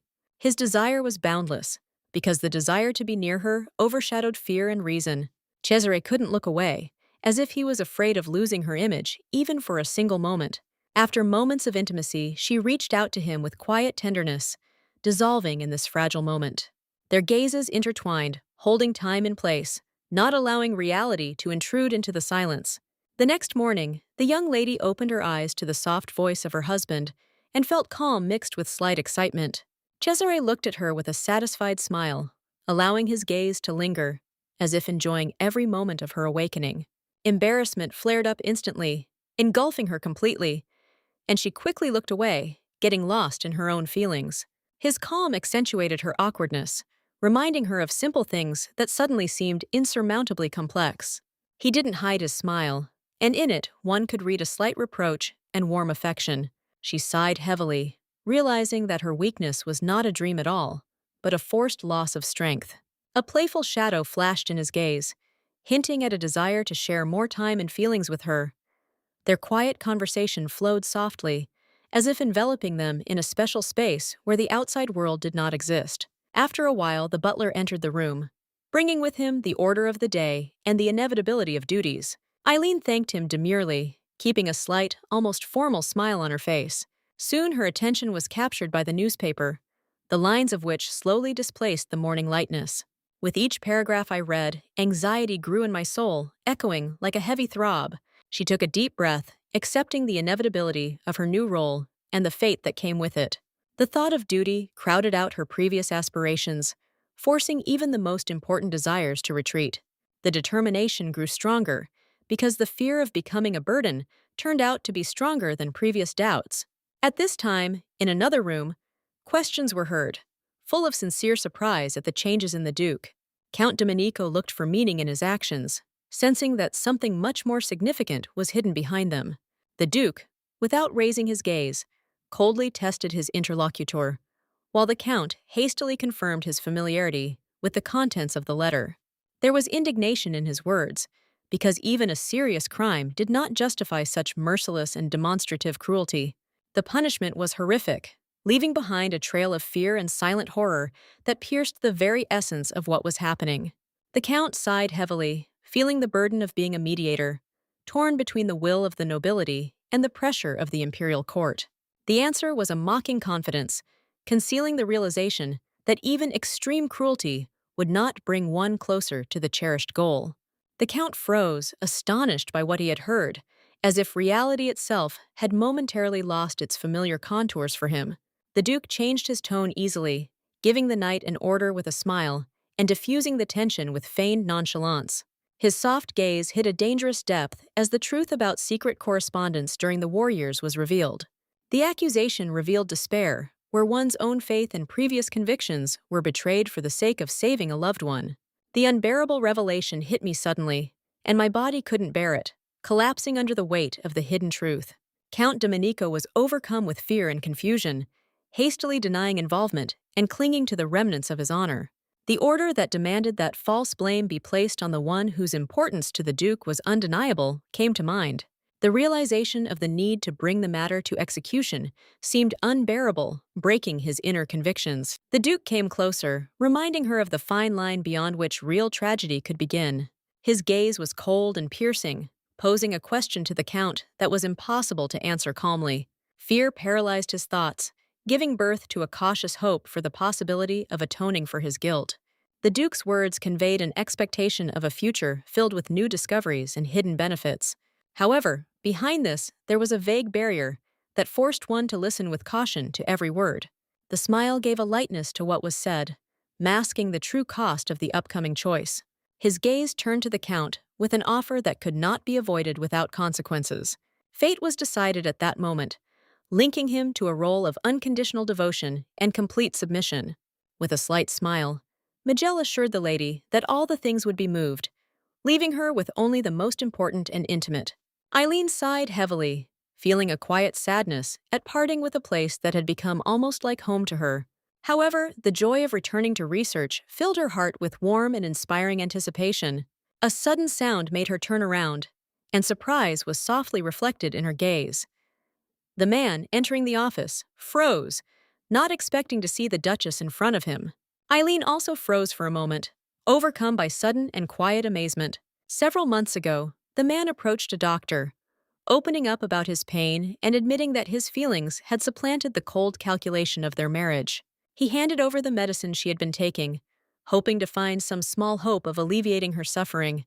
Eileen was shocked to realize the nature of the remedy and the depth of pain hidden behind its use. She clearly saw the gravity of her condition and the silent torment that tormented his heart. With a heavy sigh, she accepted the limits of her abilities, unable to promise the impossible. And yet, there was hope in her words. Albeit modest, but capable of alleviating suffering. The man was amazed by what he heard, and at the same time a quiet, almost timid joy flared up within him. His sigh sounded relieved, because even getting rid of pain seemed like the highest gift to him.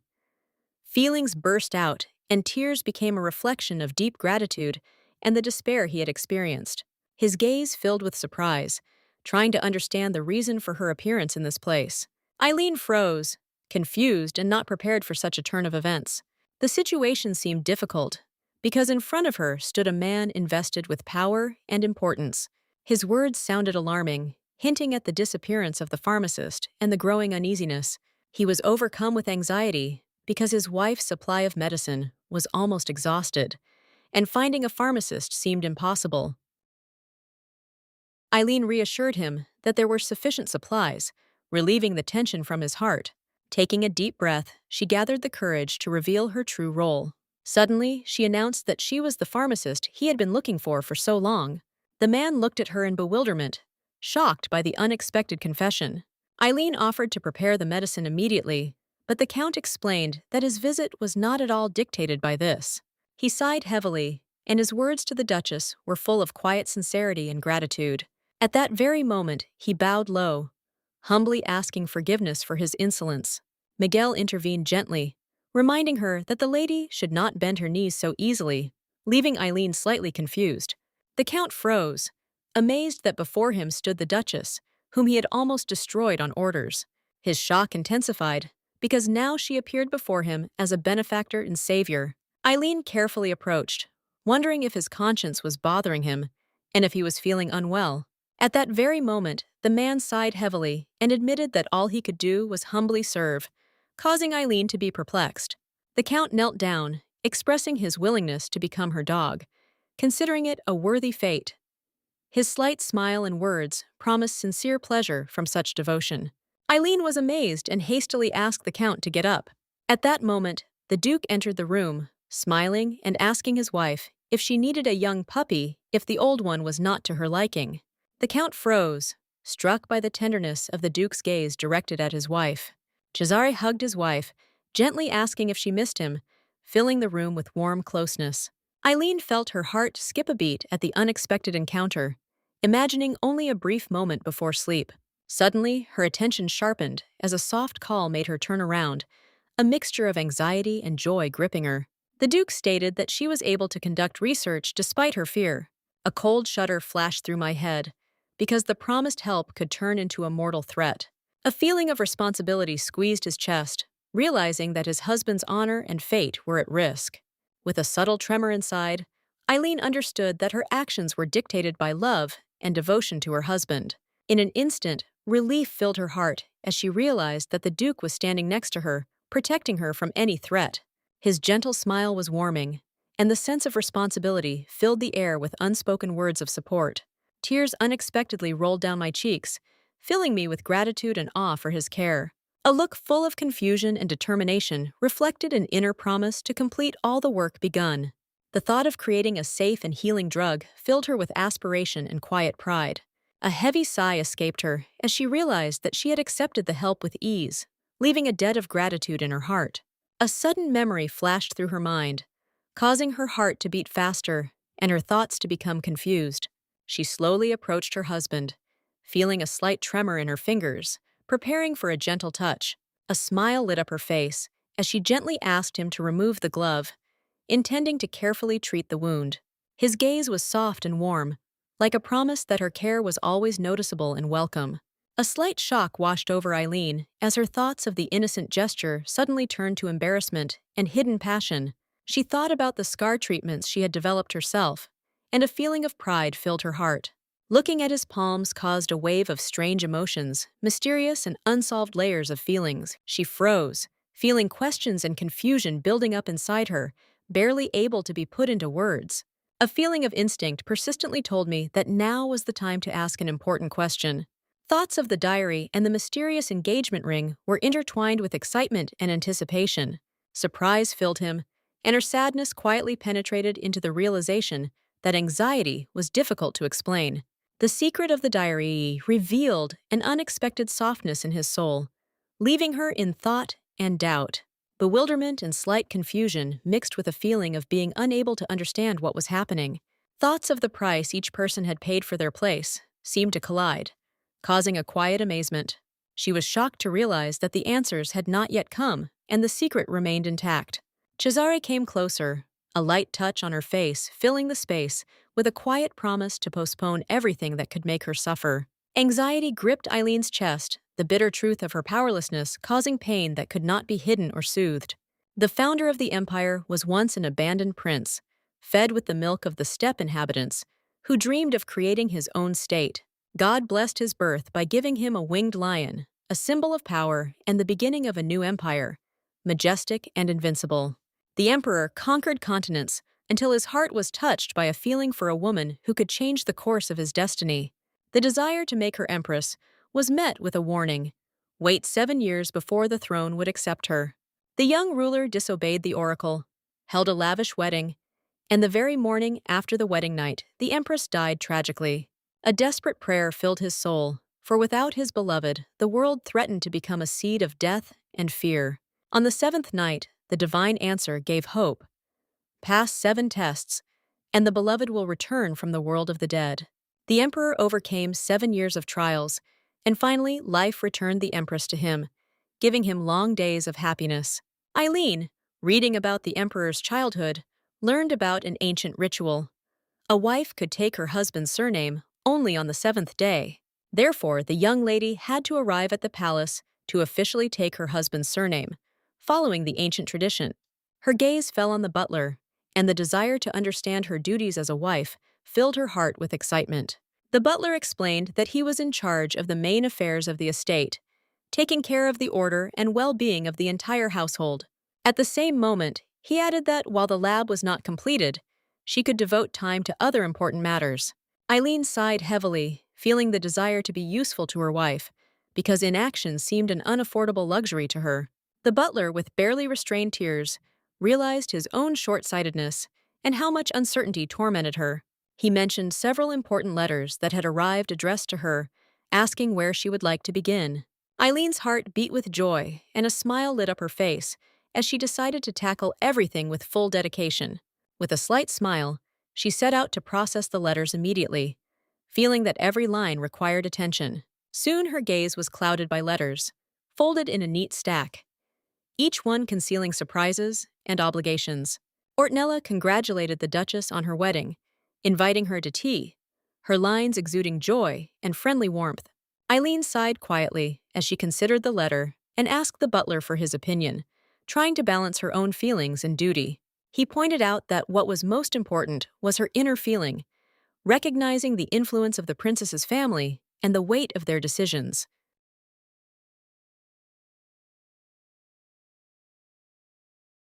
Thoughts about her first social outing tormented her.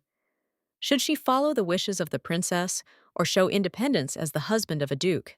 She looked at the butler, deciding to offer him a concrete plan of action to take control of the situation. Soon the princess received a letter and was astonished.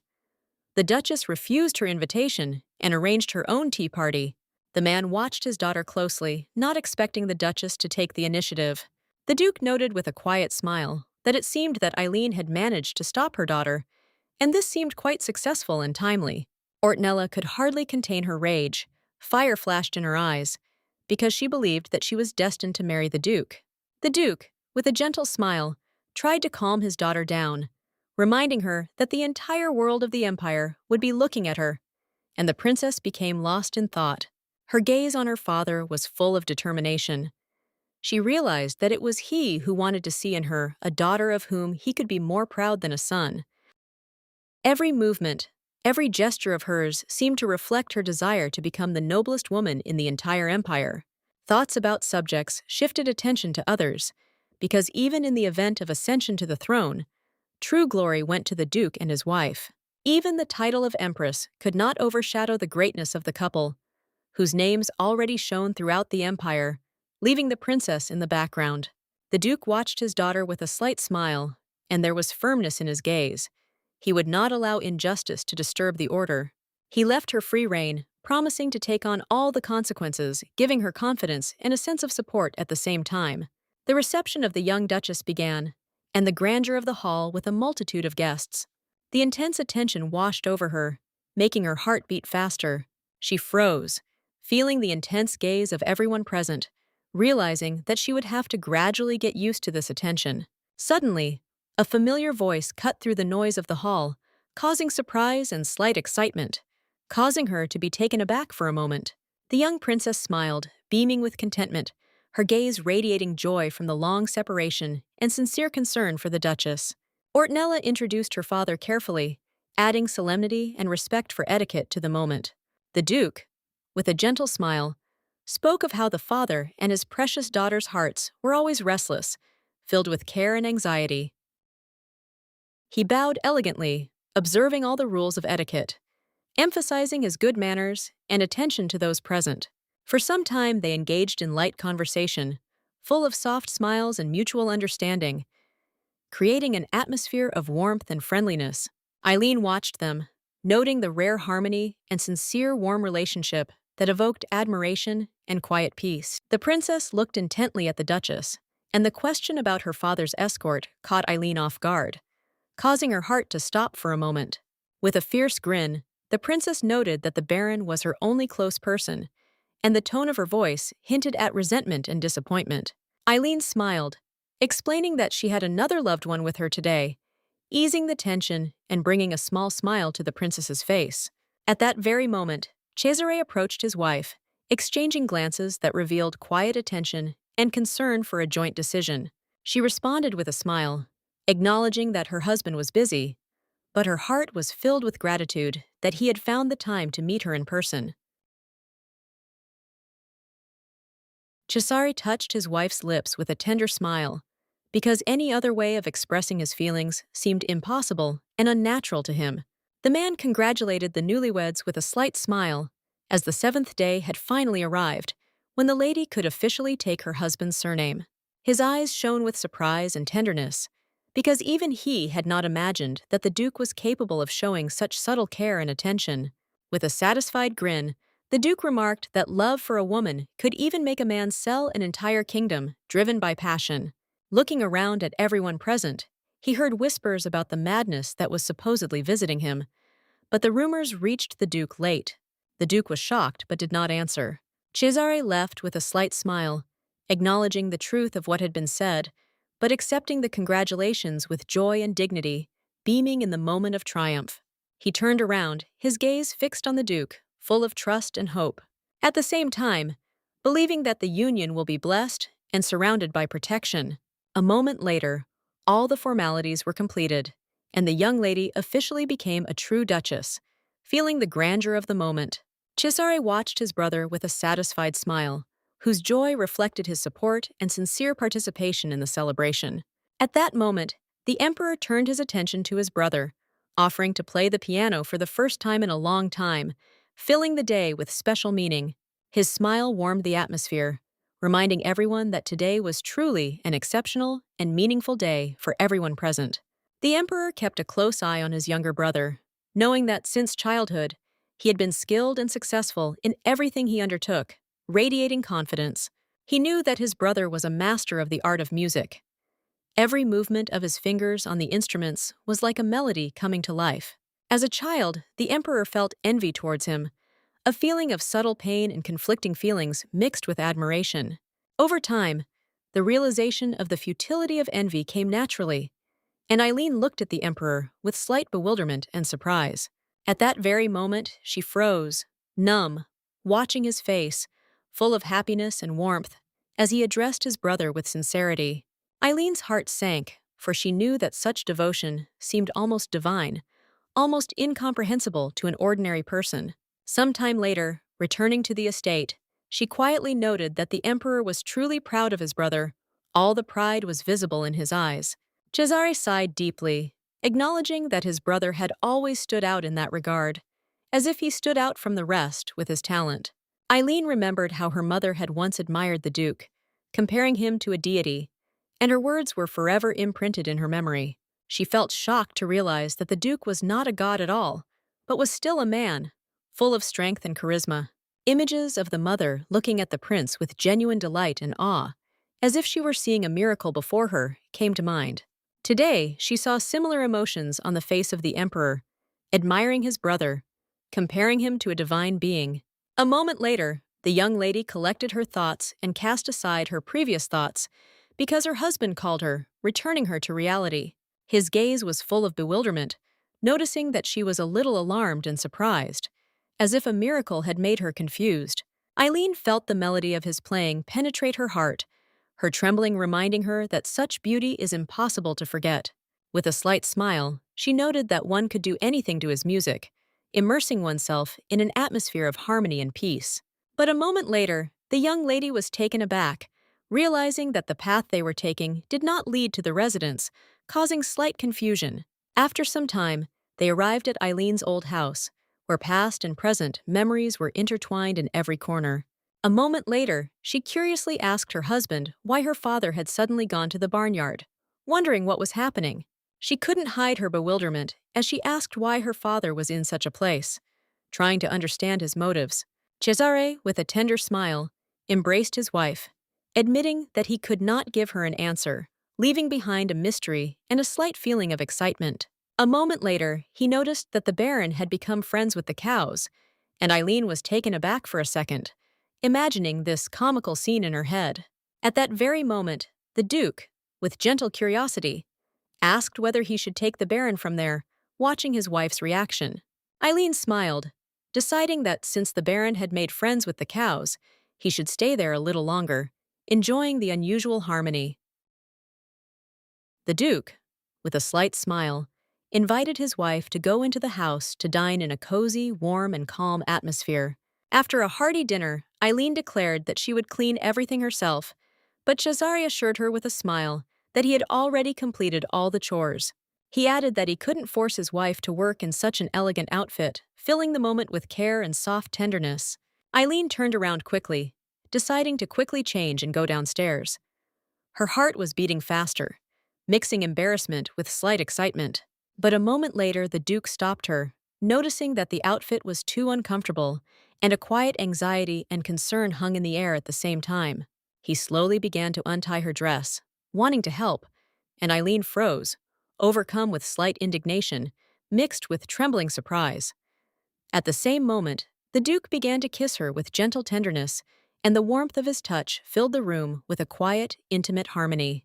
A moment later, he shared that he had once had a dream where they were together in her house, and the memory of it touched his heart. The dream seemed beautiful and wonderful to him, as if the magic of the moment was intertwined with reality, leaving a sweet aftertaste and a slight smile. Cesare did not want to wake up at all, wanting to remain in this dream forever, where every moment seemed like eternal tenderness and peace. The Duke tenderly embraced his embarrassed wife, turning her face towards him as if holding the world in his hands, filled with warmth and care. At that moment, he felt that no dream could compare with reality, and he kissed her passionately, without wasting a second, giving himself over to the moment completely. After some time, the young people moved into a room where intimacy and trust created a feeling of complete harmony and comfort. Eileen looked at her husband with embarrassment, her heart fluttering, the thirst for his touch intertwined with slight excitement and anticipation. A moment later, she was filled with embarrassment, realizing that she had become truly shameless, but her heart sang with mixed feelings of passion and joy. Cesare looked at his wife with a satisfied smile, noticing how she finally allowed herself to relax and enjoy their moment together. Every time their bodies touched, an almost unreal pleasure washed over them, as if the world disappeared, leaving only the two of them. Wherever his hands touched, she trembled, losing control, even though her mind reminded her that she shouldn't have done such a thing. A moment later, the young lady tenderly uttered words of love so touching that the Duke froze, struck by the depth of her feelings.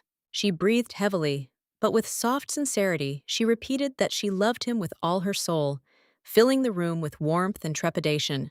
In the end, she revealed her deepest feelings, those that she had long hidden in the depths of her heart, trusting him with everything that was precious. She revealed to the Duke the feelings that she had long kept deep in her soul, like the most precious treasures, trusting him completely. The Duke looked at his wife in surprise, struck by her frankness and readiness to openly confess her love for the first time. In that same moment, he realized that he would now have to try harder to justify the trust and tenderness put into those words. After some time, Eileen, slightly embarrassed, watched her husband, noticing every movement and nuance of his mood.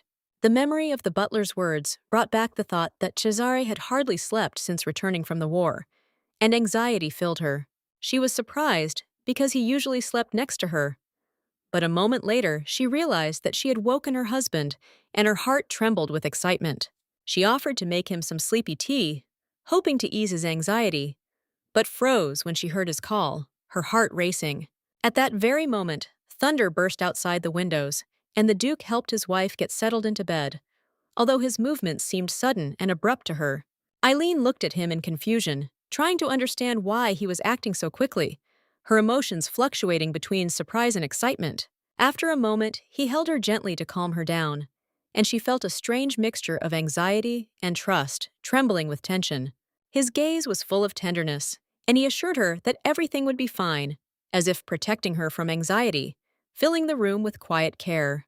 He repeated that she would not feel pain, and that it would all be over soon. And with every phrase, his voice rang with sincere love and warmth for his wife. Did you like the recap? Want a continuation? Write part 2 in the comments.